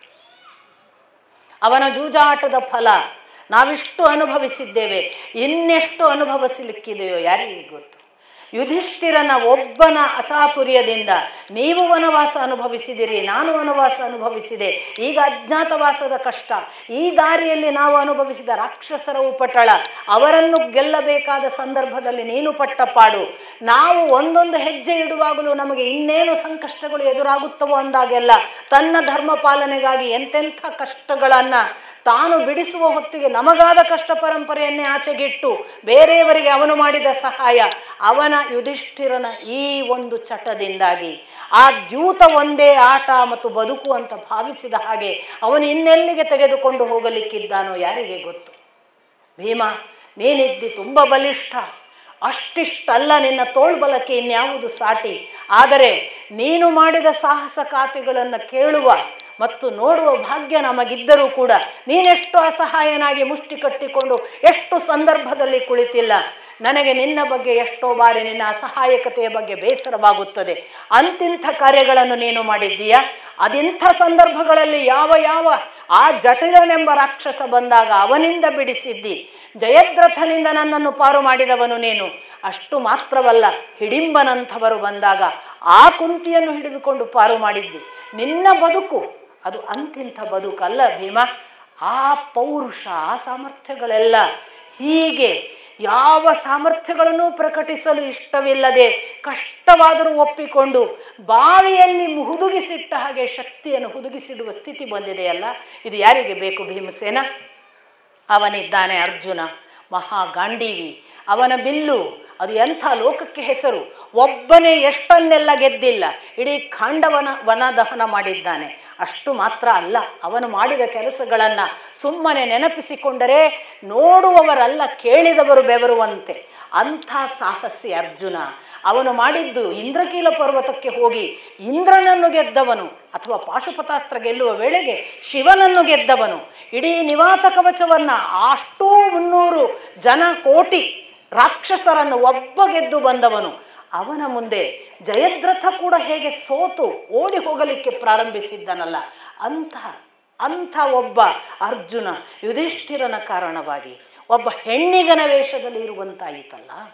ಇದು ಯಾವ ದುಃಖ ನಮ್ಮ ಪಾಲಿಗೆ? ನಕುಲ ಸಹದೇವರು ಎಂದರೆ ನಕುಲನನ್ನು ಸ್ಫುರದ್ರೂಪಿ, ರೂಪಕ್ಕೆ ಇನ್ನೊಬ್ಬನಿಲ್ಲ, ಅದಕ್ಕೆ ಅವನಿಗೆ ನಕುಲ ಎಂದು ಹೆಸರು. ಕುಲದಲ್ಲಿ ಇನ್ನೊಬ್ಬನಿಲ್ಲ, ಅಷ್ಟು ಸುಂದರ ನ ಕುಲ. ಅಂಥ ಸುಂದರಾಂಗನನ್ನು ನೋಡುವುದಕ್ಕೆ ಕಣ್ಣು ಸಾಲವು ಅನ್ನುವಂಥ ಅಷ್ಟು ಒಳ್ಳೆಯ ಮಧುರ ಭಾಷೆಯ ಅದ್ಭುತ ಹುಡುಗ ಇವತ್ತು ಕೃಷ್ಣನಾಗಿದ್ದಾನೆ. ಸಹದೇವನನ್ನು ನೋಡು, ಅವನಾದರೂ ಎಂಥವ? ಅವನಿಗೆ ಯಾವುದು? ಅವನು ಒಂದು ಏಕ ವ್ಯಕ್ತಿಗಳಾಗಿ ಅವರೆಲ್ಲ ರಾಜಸೂಯ ಯಾಗಕ್ಕೆ ಹೋಗುವಾಗ ಬೇರೆ ಬೇರೆ ದಿಕ್ಕುಗಳಿಗೆ ಹೋಗಿ ಕಪ್ಪ ಕಾಣಿಕೆ ತಂದದ್ದು ನಿಮಗೆ ಗೊತ್ತು. ಒಬ್ಬರು ಪೂರ್ವಕ್ಕೆ ಹೋದರು, ಒಬ್ಬರು ಉತ್ತರಕ್ಕೆ ಹೋದರು, ಒಬ್ಬರು ಪಶ್ಚಿಮ ದಕ್ಷಿಣ. ಇವರಿಬ್ಬರು ಪಶ್ಚಿಮ ದಕ್ಷಿಣಕ್ಕೆ ಹೋದವರು ಈ ನಕುಲ ಸಹದೇವರು. ಸಹದೇವ ಅಗ್ನಿಯನ್ನು ಗೆದ್ದು ಬಂದಿರ್ತಾನೆ. ಅದೊಂದು ಘಟನೆ ಕಥೆ ಎಲ್ಲ ಇದೆ. ಹೀಗಾಗಿ ನಮಗೆ ಎಲ್ಲರ ಪಾತ್ರಚಿತ್ರಣ ಸಿಗುತ್ತೆ. ಸೊ ಸಹದೇವನ ಆ ಘಟನೆಯನ್ನೆಲ್ಲ ನೆನಪು ಮಾಡಿ ಅವರೆಲ್ಲ ಏಕ ವ್ಯಕ್ತಿಗಳಾಗಿ ಹೋಗಿ ಒಂದೊಂದು ದಿಕ್ಕಿನ ರಾಜರನ್ನು ಗೆದ್ದು ಬಂದವರು ಇವತ್ತು ಅಸಹಾಯರಾಗಿ ಅಲ್ಲೆಲ್ಲೋ ಅಶ್ವಶಾಲೆಯಲ್ಲಿ, ಇಲ್ಲೆಲ್ಲೋ ಗೋಪಾಲಕರ ಹಾಗೆ ಗೋವುಗಳನ್ನು ನೋಡಿಕೊಂಡು ಬದುಕುವ ಪರಿಸ್ಥಿತಿ ನನ್ನ ಸ್ಥಿತಿ. ನಾನಾದರೂ ಎಷ್ಟು ಘನಿಷ್ಠ ಸ್ಥಿತಿಯಲ್ಲಿ ಮೆರೆದಾಡಿದವಳು. ನನ್ನ ಜೀವನಕ್ಕೆ ಯಾವ ಕೊರತೆ ಇತ್ತು? ಸಾಕ್ಷಾತ್ ಯಜ್ಞೇಶ್ವರನ ಮಡಿಲಲ್ಲಿ ಹುಟ್ಟಿದವಳು, ಅಗ್ನಿಕನ್ಯೆ. ನನ್ನ ಅಪ್ಪ ನನ್ನನ್ನು ನೋಡಿಕೊಂಡದ್ದು ಹೇಗೆ, ನನ್ನನ್ನು ಬೆಳೆಸಿದ್ದು ಯಾವ ಅರ್ಥದಲ್ಲಿ, ಕೊಡುವಾಗ ನಾನು ಮದುವೆ ಮಾಡಿಸಿಕೊಡುವಾಗ ನಿಮ್ಮಂಥವರಿಗೆ ಕೊಟ್ಟೆನಲ್ಲ ಅಂತ ಅವನು ಎಷ್ಟು ಹೆಮ್ಮೆ ಪಟ್ಟಿದ್ದ. ಆಗ ನನ್ನನ್ನು ರಾಜಸೂಯ ಯಾಗದಲ್ಲಿ ಅದೇ ಮರ್ಯಾದೆಯಿಂದ ನೀವು ನೋಡಿಕೊಂಡಾಗ ಯುಧಿಷ್ಠಿರನ ಅರಮನೆಯಲ್ಲಿ ನನಗೇನು ಸಾಮಾನ್ಯ ಇತ್ತೆ? ನಾನು 1,00,000 ದಾಸಿಯರ ಒಡತಿಯಾಗ ಈಗ ಸಾಕ್ಷಾತ್ ಒಂದು ಮನೆಯ ದಾಸ್ಯ. ಏನು ಕಾರಣ? ಯುಧಿಷ್ಠಿರನ ದ್ಯೂತ. ಅವನೊಬ್ಬನಿಂದ ಹೀಗಾಯಿತು ಭೀಮ. ಇನ್ನೆಷ್ಟು ದಿನ ತಡೆದುಕೊಳ್ಳುವುದು? ಏನಾಗಿದೆ? ದಯವಿಟ್ಟು ಏನಾಗಿದೆ ಹೇಳು. ಈಗ ನಾನು ನನ್ನ ಬಳಿ ಯಾಕೆ ಬಂದಿದ್ದೆ ಹೇಳು ಅಂತ ಹೇಳಿ ಬಹಳ ಒಳ್ಳೆಯ ಮಾತನ್ನು ಭೀಮಸೇನ ಹೇಳ್ತಾನೆ. ನೀನು ಈಗ ಆಡಿದ ಯುಧಿಷ್ಠಿರನ ಕುರಿತ ಮಾತುಗಳನ್ನು ಒಂದೊಮ್ಮೆ ಯುಧಿಷ್ಠಿರ ಕೇಳಿಸಿಕೊಂಡನೆಂದರೆ ಪ್ರಾಣ ಬಿಡುತ್ತಾನೆ. ನೆನಪಿಟ್ಟುಕೋ ದ್ರೌಪದಿ, ಅವನು ಪ್ರಾಣ ಬಿಟ್ಟ ಮರುಕ್ಷಣ ಅರ್ಜುನ, ನಕುಲ, ಸಹದೇವರು ತಮ್ಮ ಪ್ರಾಣತ್ಯಾಗ ಮಾಡುತ್ತಾರೆ. ಕೊನೆಯದಾಗಿ ಅವರಿಲ್ಲದ ಒಂದು ಕ್ಷಣ ನಾನಿರುವುದಿಲ್ಲ, ನಾನೂ ಹೊರಟು ಹೋಗುತ್ತೇನೆ. ಎಂದೂ ಯುಧಿಷ್ಠಿರನ ಕುರಿತು ಇಂಥ ಮಾತುಗಳನ್ನು ಆಡಬೇಡ. ತಕ್ಷಣ ದ್ರೌಪದಿ ಹೇಳ್ತಾಳೆ, ಎಷ್ಟೋ ದಿನದ ಸಂಕಟ ಹೊಟ್ಟೆಯಲ್ಲಿತ್ತು ಭೀಮ, ಹೊರಗೆ ಹಾಕಿಕೊಂಡೆ ಅಷ್ಟೇ. ನಾನೆಂದು ಯುಧಿಷ್ಠಿರನನ್ನು ನಿಂದಿಸಿಲ್ಲ. ಅವನ ಧರ್ಮಾತ್ಮನ ಆ ನಡೆ ಯಾರಿಗೂ ಸಾಧ್ಯವಿಲ್ಲ. ನಾನು ಆ ಧರ್ಮಾತ್ಮನ ಎತ್ತರವನ್ನು ಎಂದೂ ಪ್ರಶ್ನಿಸುವುದಿಲ್ಲ. ಅವನ ಹಾಗೆ ನಡೆಯುವ ಆ ಕಷ್ಟದ ದಾರಿ ಅವನಿಗಲ್ಲದೆ ಬೇರೆಯವರಿಗೆ ಸಾಧ್ಯವಿಲ್ಲ. ಆದರೆ ನನ್ನ ಹೊಟ್ಟೆಯ ಸಂಕಟಕ್ಕೆ ಭಾಷೆ ಬದಲಾಯಿತು. ನೋಡಿ, ಯಾವಾಗಲೂ ಹಾಗೆ ಅಲ್ವಾ ಮನುಷ್ಯ. ನಾನು ಅದಕ್ಕೆ ಪದೇ ಪದೇ ಹೇಳೋದು, ಪರಿಸ್ಥಿತಿ ಬದಲಾಗಬಹುದು, ಮನಸ್ಥಿತಿ ಬದಲಾಗಬಾರದು. ಹೇಗೆ ನಾವು ಎಂಥ ಒಳ್ಳೆಯ ಕ್ವಾಲಿಟಿಯವರು ಎಷ್ಟು ಕೆಟ್ಟ ಮಾತಾಡಿಬಿಡ್ತೇವೆ ನೋಡಿ. ಮನಸ್ಥಿತಿ ಬದಲು ಮಾಡಿಕೊಂಡದ್ದು ಯಾಕೆ? ಸಂಕಟ, ಒಳಗಿನ ಸಂಕಟಕ್ಕೆ ನಿಜವಾಗಿ ಇದ್ದ ಅಭಿಪ್ರಾಯವೇ ಬದಲಾಗಿ ಬಿಡ್ತು. ದ್ರೌಪದಿಯೇ ಕ್ಷಮೆ ಕೇಳುವಷ್ಟು ದ್ರೌಪದಿಗೇ ಅನ್ನಿಸ್ತು, ಇಲ್ಲ ಇಲ್ಲ ನಾನು ಇನ್ನೊಮ್ಮೆ ನಿಂದಿಸುವುದಿಲ್ಲ. ಆಮೇಲೆ ಭೀಮ ಕೊಟ್ಟ ಉತ್ತರ ನೋಡಿ, ಒಬ್ಬ ಯುಧಿಷ್ಠಿರನನ್ನು ಹಂಗಿಸುವುದು ಎಂದರೆ 5 ಜನರನ್ನು ಹಂಗಿಸಿದ ಹಾಗೆ. ಒಬ್ಬ ಯುಧಿಷ್ಠಿರ ಕೆಟ್ಟದ್ದು ಮಾಡಿದ್ದಾನೆ ಅಂತಂದರೆ ನಾವೆಲ್ಲ ಕೆಟ್ಟದ್ದು ಮಾಡಿದ್ದೇವೆ ಅಂತ ಹೇಳಿದ ಹಾಗೆ. ಒಬ್ಬ ಯುಧಿಷ್ಠಿರ ಸತ್ತ ಅಂದರೆ ನಾವು 5 ಜನ ಇರೋದಿಲ್ಲ. ಏನು ಅಖಂಡ ಪ್ರೀತಿ. ಬದುಕಿನಲ್ಲಿ ಕೊನೆಗುಳಿಯೋದು ಇದಿಷ್ಟೇ ಅಂತ ನಂಗೆ ಅನಿಸುತ್ತೆ. ನಾವು ಇಷ್ಟು ಅಖಂಡವಾಗಿರೋದಿದೆಯಲ್ಲ, ಅದೊಂದೇ ಕಡೆ ತನಕ ಉಳಿಯೋದು. ನಮ್ಮ ಮುಂದೆ ಯಾರೋ ಗೆದ್ದರು, ಯಾರೋ ಸೋತ್ರ, ಅವೆಲ್ಲ ಉಳಿಯೋದೇ ಇಲ್ಲ. ನಾವು ಕಡೆಯವರೆಗೆ ಹೇಗೆ ಒಟ್ಟಿಗಿದ್ವಿ, ಎಂತೆಂಥ ಸಂದರ್ಭದಲ್ಲೂ ನಾವು ಏನು ಒಟ್ಟಿಗಿದ್ವಿ ಅಲ್ಲ, ಅದು ಕೊನೆಯ ನೆನಪಾಗಿ ಉಳೀತದೆ. ಹೌದು, ಅವತ್ತು ನನ್ನ ಬಗ್ಗೆ ಜಗತ್ತಿಡೀ ಕೆಟ್ಟದ್ದು ಮಾತಾಡ್ತು, ನನ್ನ ಮನೆಯವರು ನನ್ನೊಟ್ಟಿಗಿದ್ರು. ಅಥವಾ ಆವತ್ತು ನಮ್ಮ ಇಡೀ ಮನೆಯ ಒಂದು ಅವನತಿ ಪ್ರಾರಂಭ ಆಗ್ತಿತ್ತು, ನಾವು 5 ಜನ ಒಟ್ಟಾದದ್ರಿಂದ ನಮ್ಮ ಮನೆ ಉಳಿಯಿತು. ಅಂದು ನಾನು ಒಬ್ಬ ಹೀನಾಯವಾಗಿ ಎಲ್ಲರ ಮುಂದೆ ಅವಮಾನಿತನಾಗ್ತಿದ್ದೆ, ನನ್ನ ಜೊತೆಗಿದ್ದ 4 ಜನರಿಂದಾಗಿ ನಾನು ಆಗಲಿಲ್ಲ. ಇದು ದೊಡ್ಡ ಗುಣಗಳು, ಇದು ಉಳಿತವೆ ಕಡೆಯ ತನಕ. ಸಂಬಂಧಗಳು, ಅದಕ್ಕೆ ಸಮ್ಯಕ್ ಬಂಧ ಇತಿ ಸಂಬಂಧ, ಚೆನ್ನಾಗಿ ಬಂಧಿಸಲ್ಪಟ್ಟದ್ದು. ಒಂದು ಇನ್ನೊಂದನ್ನು ಬಿಡಲಾರದ ಹಾಗೆ. ಇದು ಯಾವುದೋ ಕಾರಣಕ್ಕೆ ಒಂದೇ ಮನೆಯಲ್ಲಿ ಹುಟ್ಟಿರ್ತೇವಲ್ಲ ನಾವು, ಆ ದ್ವೇಷ ರಾಗಗಳ ಆಚೆಗೆ ಹುಟ್ಟಿದ್ದು ಯಾರಿಂದ? ಅಪ್ಪ ಅಮ್ಮ. ಅಪ್ಪ ಅಮ್ಮ ಅಂದರೆ ಯಾರು? ಮಾತೃದೇವೋಭವ ಪಿತೃದೇವೋಭವ. ನಾವು ಯಾರ ಸಂತಾನ? ದೇವ ಸಂತಾನ. ದೇವನಲ್ಲದಿದ್ದರೆ ನಾವು ಇದೇ ಮನೆಯಲ್ಲಿ ಒಟ್ಟಿಗೆ ಹುಟ್ಟಲಿಕ್ಕೆ ಕಾರಣ ಅಲ್ಲ. ಯಾವುದೋ ಒಂದು ಪೂರ್ವ ಕಾರಣದಿಂದ ನಾವು ಒಂದೇ ಮನೆಯಲ್ಲಿ ಹುಟ್ಟಿದ್ದೇವೆ. ಈ ಪ್ರೀತಿ ಇದ್ದದ್ದರಿಂದ ಪಾಂಡವರು ಅಖಂಡವಾಗಿ, ನೋಡಿ ದುರ್ಯೋಧನಾದಿಗಳಲ್ಲೂ ಆ ಪ್ರೀತಿ ಇತ್ತು. ಆದ್ದರಿಂದ ಕೊನೆಯವರೆಗೂ ಅವರು ಒಂದೇ ಇದ್ದರು. ನೋಡಿ, ಸಾಯುವವರೆಗೂ ಉಳಿಯೋದು ಅದೊಂದೇ ಅನ್ನೋದು ಇಬ್ಬರು ಹೇಳ್ತಿದ್ದಾರೆ. ದುರ್ಯೋಧನಾದಿಗಳಲ್ಲಿಯೂ ಕೂಡ ವಿಕರ್ಣ ಅಷ್ಟು ಅವನಿಗೆ ಭಿನ್ನಾಭಿಪ್ರಾಯ ಇದ್ರೂ ಬಿಟ್ಟು ಹೋಗಲಿಲ್ಲ. ಎರಡು ಕುಟುಂಬಗಳು ಅಖಂಡವಾಗಿಯೇ ಉಳಿದಿದ್ದಾವೆ, ಅದು ಮುಖ್ಯ. ಕುಟುಂಬದ ಒಳಗೆ ಭೇದ ಮಾಡಲಿಕ್ಕಾಗಲಿಲ್ಲ ಯಾರಿಗೂ. ಆದರೆ ಈ ಎರಡು ಕುಟುಂಬ ಅಲ್ಲ, ಅದು ಒಂದೇ ಕುಟುಂಬ ಇತ್ತು ಅನ್ನೋದು ಅದರ ಪೂರ್ವ ಅವಸ್ಥೆ. ಅದು ವಿಭಾಗ ಆಯಿತು ನೋಡಿ, ಅಲ್ಲಿ ಭೇದ ಬಂದದ್ದು. ಈ ಎರಡು ವಿಭಾಗ ಆಗದೆ ಅದು ಅಖಂಡವಾಗಿದ್ದರೆ ಬೇರೆಯೇ ಸುಂದರ ಸ್ವರ್ಗ ನಿರ್ಮಾಣ ಆಗ್ತಿರ್ಬೋದು. ಆ ಥರ ಭಾಳ ಸುಂದರವಾದ ಉತ್ತರ ಭೀಮ ಕೊಟ್ಟಾಗ ದ್ರೌಪದಿಯು ಅಷ್ಟೇ ನಾನು ಮೈ ಮರತೆ ಅನ್ನುವ ಹಾಗೆ ಹೇಳ್ತಾಳೆ ನೋಡಿ. ಎಚ್ಚರ ತಪ್ಪಿ ಆಡಿದ ಮಾತು ಅನ್ನುವ ಹಾಗೆ ಅವಳ ಉತ್ತರ. ಆಗಲಿ, ಈಗೇನಾಗಬೇಕು, ಈ ರಾತ್ರಿಯಲ್ಲಿ ಯಾಕೆ ಬಂದಿದ್ದಿ? ಕೀಚಕನ ಇಡೀ ಘಟನೆಯನ್ನು ಹೇಳ್ತಾಳೆ. ಹೀಗೆಲ್ಲ ಪ್ರಚೋದಿಸಿದ, ಹೀಗೆ ಹೇಳಿದ್ದೇನೆ, ಆದರೂ ಬಿಡೋದಿಲ್ಲ. ಈಗ ವಿರಾಟ ಏನೂ ಮಾಡಲ್ಲ ಅಂತ ನನಗೆ ಗೊತ್ತು. ನಿನ್ನ ಮುಂದೆಯೇ ವಿರಾಟ ಮಾತನಾಡಿದ್ದನ್ನು ನೀನು ನೋಡಿದ್ದೀಯಲ್ಲ. ಅವನು ಒಂದು ವಾಕ್ಯ ಹೇಳಲಿಲ್ಲ, ಅಷ್ಟು ಜನ ಸಭಾಸದರು ಹೇಳಿದರು, ಆದರೆ ಅವನು ಹೇಳಿಲ್ಲ.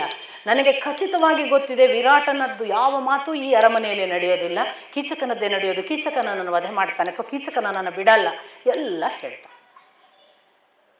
ಅದಕ್ಕೆ ಕೂಡಲೇ ಭೀಮ ಹೇಳ್ತಾನೆ, ನೀನು ನಿಶ್ಚಿಂತೆಯಿಂದ ಇರು ದ್ರೌಪದಿ, ನಾನು ಅವನನ್ನು ನಾಳೆ ಬದುಕಿಲ್ಲದ ಹಾಗೆ ಮಾಡಿಬಿಡುತ್ತೇನೆ ಅಂತ ತೀರ್ಮಾನ ಮಾಡಿ ಘೋಷಣೆಯಲ್ಲಿ ಹೇಳ್ತಾನೆ.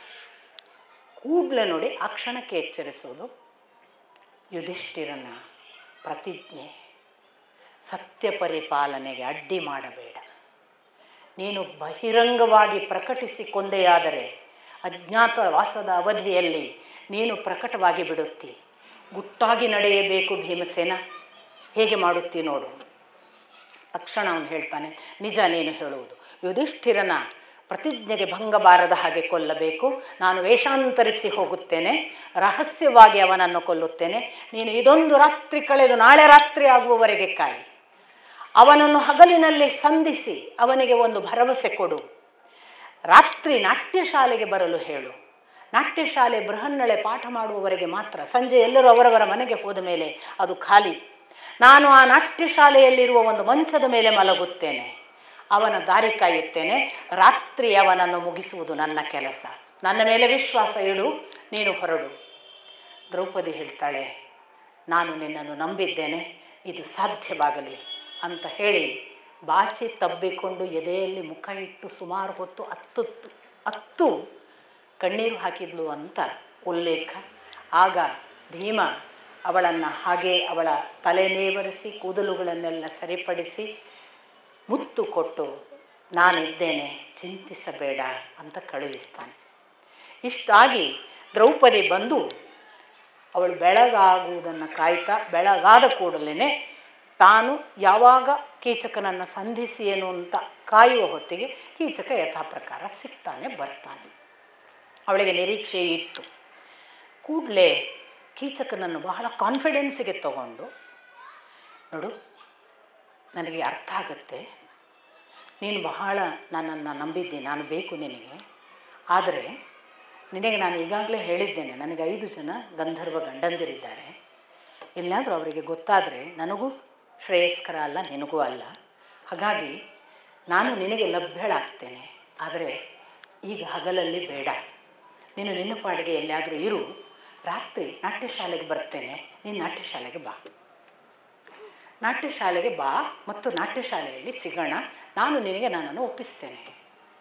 ಇವನು ಒಳ್ಳೆ ಖುಷಿ ಆಗ್ತಾನೆ. ತಾನು ಹೊಡೆದದ್ದು, ತಾನು ಕಾಲಿನಿಂದ ಒದ್ದದ್ದು ಎಲ್ಲ ಪ್ರಭಾವ ಆಗಿದೆ. ಆಮೇಲೆ ವಿರಾಟನ ಮುಂದೆ ಕೀಚಕನೇ ಬಲಿಷ್ಠ ಅಂತ ಅವಳಿಗೆ ಗೊತ್ತಾಗಿದೆ. ತನ್ನ ಬಲ ನಡೆಯುವುದಿಲ್ಲ ಅಂತ ಈಗ ಗೊತ್ತಾಯಿತು ಇವಳಿಗೆ. ಹಾಗಾಗಿ ಶರಣಾಗಿದ್ದಾಳೆ ಅಂತ ಅನ್ಕೋತಾ ಅವನಿಗೆ ಹಗಲು ಹೋದದ್ದು ಗೊತ್ತಾಗುವುದಿಲ್ಲ, ಇವಳಿಗೆ ಹಗಲೇ ಹೋಗುವುದಿಲ್ಲ. 2 ಭಾವಗಳು ನೋಡಿ. ಇವಳಿಗೆ ಹಗಲು ಯಾವಾಗ ಮುಗಿಯುವುದಿಲ್ಲ, ಯಾಕೆ ಮುಗಿಯೋದಿಲ್ಲ ಅನ್ನುವ ದೀರ್ಘ ಭಾವ. ಅವನಿಗೆ ಎಷ್ಟು ಬೇಗ ಹಗಲು ಹೋಗ್ತಿದೆ, ಯಾಕೆಂದರೆ ಅವನು ಕ್ಷಣ ಕ್ಷಣಕ್ಕೆ ಅವಳನ್ನು ಅನುಭವಿಸುವುದನ್ನು ನೆನಪಿಸಿಕೊಂಡು ಕಲ್ಪನೆಯ ಲೋಕದಲ್ಲಿ ಮುಳುಗಿಬಿಟ್ಟಿದ್ದಾನೆ. ಭೀಮ ವೇಷಾಂತರಿಸಿದ ಅಂತ ಅಷ್ಟೇ ಇದೆ. ನಮ್ಮ ನಾಟಕಗಳು, ಯಕ್ಷಗಾನದವರು ಎಲ್ಲ ಬೃಹನ್ನಳೆಯ ವೇಷದಲ್ಲಿ ಆ ನಾಟ್ಯಶಾಲೆಯಲ್ಲಿ ಇದ್ದ ಹಾಗೆ, ಹೆಣ್ಣಿನ ಹಾಗೆ ಇದ್ದ ಅಂತೆಲ್ಲ ಬರೀತಾರೆ. ವಾಸ್ತವಿಕ ಅದು ಕಾಣುವುದೇ ಇಲ್ಲದ ಕತ್ತಲು ಅಂತ ಗೊತ್ತಾಗುತ್ತೆ, ಮುಂದೆ ನಿಮಗೆ ಗೊತ್ತಾಗುತ್ತೆ ನೋಡಿ. ಅವನು ಒಟ್ಟು ವೇಷಾಂತರಿಸಿದ್ದ, ಅದು ಹೇಗೆ ಅನ್ನೋದು ನಮಗೆ ಲಿಖಿತವಾಗಿ ಉಲ್ಲೇಖ ಇಲ್ಲ. ಅವನು ವೇಷಾಂತರಿಸಿ ಬರ್ತೇನೆ ಅಂತ ಹೇಳಿದ್ದಾನೆ ಕೂಡ. ಇವನು ಹೋಗಿ ಕೂತಿದ್ದಾನೆ. ದ್ರೌಪದಿ ಈ ಕೀಚಕ ಹೋಗುವಾಗ ದ್ರೌಪದಿ ಹಿಂದೆ ಇದ್ದಾಳೆ, ಆದರೆ ಅವನಿಗೆ ಗೊತ್ತಿಲ್ಲ ಮುಂದೆ ಇದ್ದಾಳೆ ಅಂತ ಭಾವಿಸುವ ಹಾಗೆ ಹೋಗಿದ್ದಾನೆ. ನಾಟ್ಯ ಶಾಲೆಗೆ ಹೋಗುವಾಗ ಅಲ್ಲೊಂದು ಆಕಾರ ಕಾಣ್ತದೆ ಅವನಿಗೆ, ಓ ಬಂದುಬಿಟ್ಟಿದ್ದಾಳೆ ಅಂತ ಇವ ಭಾವಿಸ್ತಾನೆ. ಸೊ ಆ ಮಂಚದಲ್ಲಿ ಕೂತು ಅವಳ ವರ್ಣನೆಯನ್ನು ಪ್ರಾರಂಭ ಮಾಡುತ್ತಾನೆ. ಬರೇ ಅವಳ ವರ್ಣನೆಯನ್ನು ಪ್ರಾರಂಭ ಮಾಡುವುದಿಲ್ಲ, ತಾನೆಂಥವ, ತನ್ನ ದೇಹ ಎಂಥದ್ದು, ತಾನೆಂಥ ಸುಂದರ, ತನ್ನ ಪುರುಷತ್ವಕ್ಕೆ ಎಷ್ಟು ಜನ ಹೆಣ್ಣು ಮಕ್ಕಳು ಒಲಿದು ಬಂದಿದ್ದಾರೆ ಅನ್ನುವುದನ್ನೆಲ್ಲ ಪ್ರಶಂಸೆ ಮಾಡಿಕೊಂಡು ಭೀಮನ ಪಕ್ಕ ಕೂತ್ಕೊಂಡಾಗ ಭೀಮ, ನಿಜ ನಿಜ ನೀನು ಅಂತಿಂಥವನಲ್ಲ, ನಿನ್ನ ಸೌಂದರ್ಯ ನೋಡತಕ್ಕದ್ದೇ ಅಂತ ಹೇಳಿ ತಿರುಗಿದವ ಭೀಮ ಕೀಚಕನನ್ನು ಇನ್ನಿಲ್ಲದ ಹಾಗೆ ಬಾಚಿ ಕೈಗಳಿಂದ ಹಿಡಿತಾನೆ. ಅವರಿಬ್ಬರು ಒಬ್ಬರ ತೋಳಿಗೆ ಸಿಕ್ಕು, ಅವರು ಇಬ್ಬರು ತೋಳಿನಲ್ಲಿ ಬಹಳ ಬಲಿಷ್ಠರಿದ್ದರಿಂದ ಕೀಚಕನು ಅಷ್ಟೇ ಬಲಿಷ್ಠ. ಆ ಬಲಿಷ್ಠ ಕೀಚಕನ ಜೊತೆಗೆ ಇವನ ತೋಳ್ಬಲದ ಪ್ರದರ್ಶನ ಯಥಾ ಪ್ರಕಾರ ಯಾವ ಮಲ್ಲಯುದ್ಧವನ್ನು ಮಾಡಿದ್ದನಲ್ಲ ಅದೇ ಥರ ತಿರುಗಿಸಿ ಸುತ್ತಾಡಿಸಿ ಸೋಲಿಸಿ ಏಕದಮ್ ಮತ್ತೆ ಆಲಿಂಗಿಸಿ ಮೈಯೆಲ್ಲ ಲಟಲಟ ಮುರಿಯುವ ಹಾಗೆ ಅಪ್ಪಿಕೊಂಡು ಅವನನ್ನು ಮತ್ತೆ ಎತ್ತಿ ಗರಗರ ತಿರುಗಿಸಿ ಆ ಬಳಿಕ ಅವನನ್ನು ಹಿಡಿದು ಅಪ್ಪಳಿಸಿ ಒಂದು ಸಾರಿಗೆ ಪ್ರಜ್ಞೆ ತಪ್ಪಿ ಸತ್ತಿರಬಹುದು ಅನ್ನುವ ಹೊತ್ತಿಗೆ ಅವನು ನಿಶ್ಚೇಷ್ಟನಾಗಿ ಬಿದ್ದಿದ್ದಾನೆ, ಅವನಲ್ಲಿ ಯಾವ ಮೂವ್ಮೆಂಟ್ ಇಲ್ಲ, ಮತ್ತೆ ಎತ್ತಿ ಅಪ್ಪಳಿಸ್ತಾನೆ. ಇವನಿಗೆ ಅಷ್ಟು ಸಿಟ್ಟು.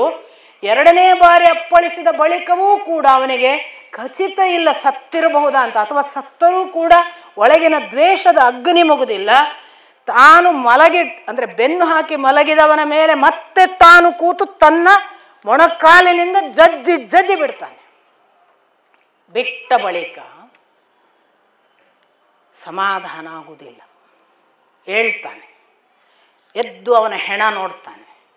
ಇವನು ಗುರುತು ಕೂಡ ಸಿಗಬಾರ್ದು ಅಂತ, ಭೀಮನಿಗೆ ಹೇಗೆ ಅಂದರೆ ಇವನು ಗುರುತು ಸಿಗಬಾರ್ದು ಹಾಗೆ ಮಾಡಬೇಕು ಅನ್ನುವ ಹಾಗೆ ಆ ಇಡೀ ದೇಹವನ್ನು ತಗೊಂಡು ತಲೆಯನ್ನು ಹೊಟ್ಟೆಗೆ ಹೋಗುವ ಹಾಗೆ ಒತ್ತಿದನಂತೆ, ಕಾಲುಗಳನ್ನು ಹೊಟ್ಟೆಗೆ ಸೇರಿಸಿದನಂತೆ, ಕೈಗಳನ್ನು ಹೀಗೆ ಬಿಗಿದು ಒಂದು ದೊಡ್ಡ ಒಂದು ಚೆಂಡನ್ನು ಮಾಡಿ ಉರುಳಿಸಿ ಬಿಡಬೇಕು ಹಾಗೆ ಮಾಡ್ತಾ ದ್ರೌಪದಿಯನ್ನು ಕರೆದನಂತೆ. ನೋಡು ಅವನ ಆಕಾರ, ಆ ಗಾಢ ಕತ್ತಲಲ್ಲಿ ದ್ರೌಪದಿಗೆ ಕಾಣಿಸಲಿಲ್ಲ ಅಂತ ಇದೆ. ಸೊ ಗೊತ್ತಾಗಲಿಲ್ಲ. ಅಷ್ಟಕ್ಕೆ ಸಮಾಧಾನ ಆಗುವುದಿಲ್ಲ ಭೀಮಸೇನ.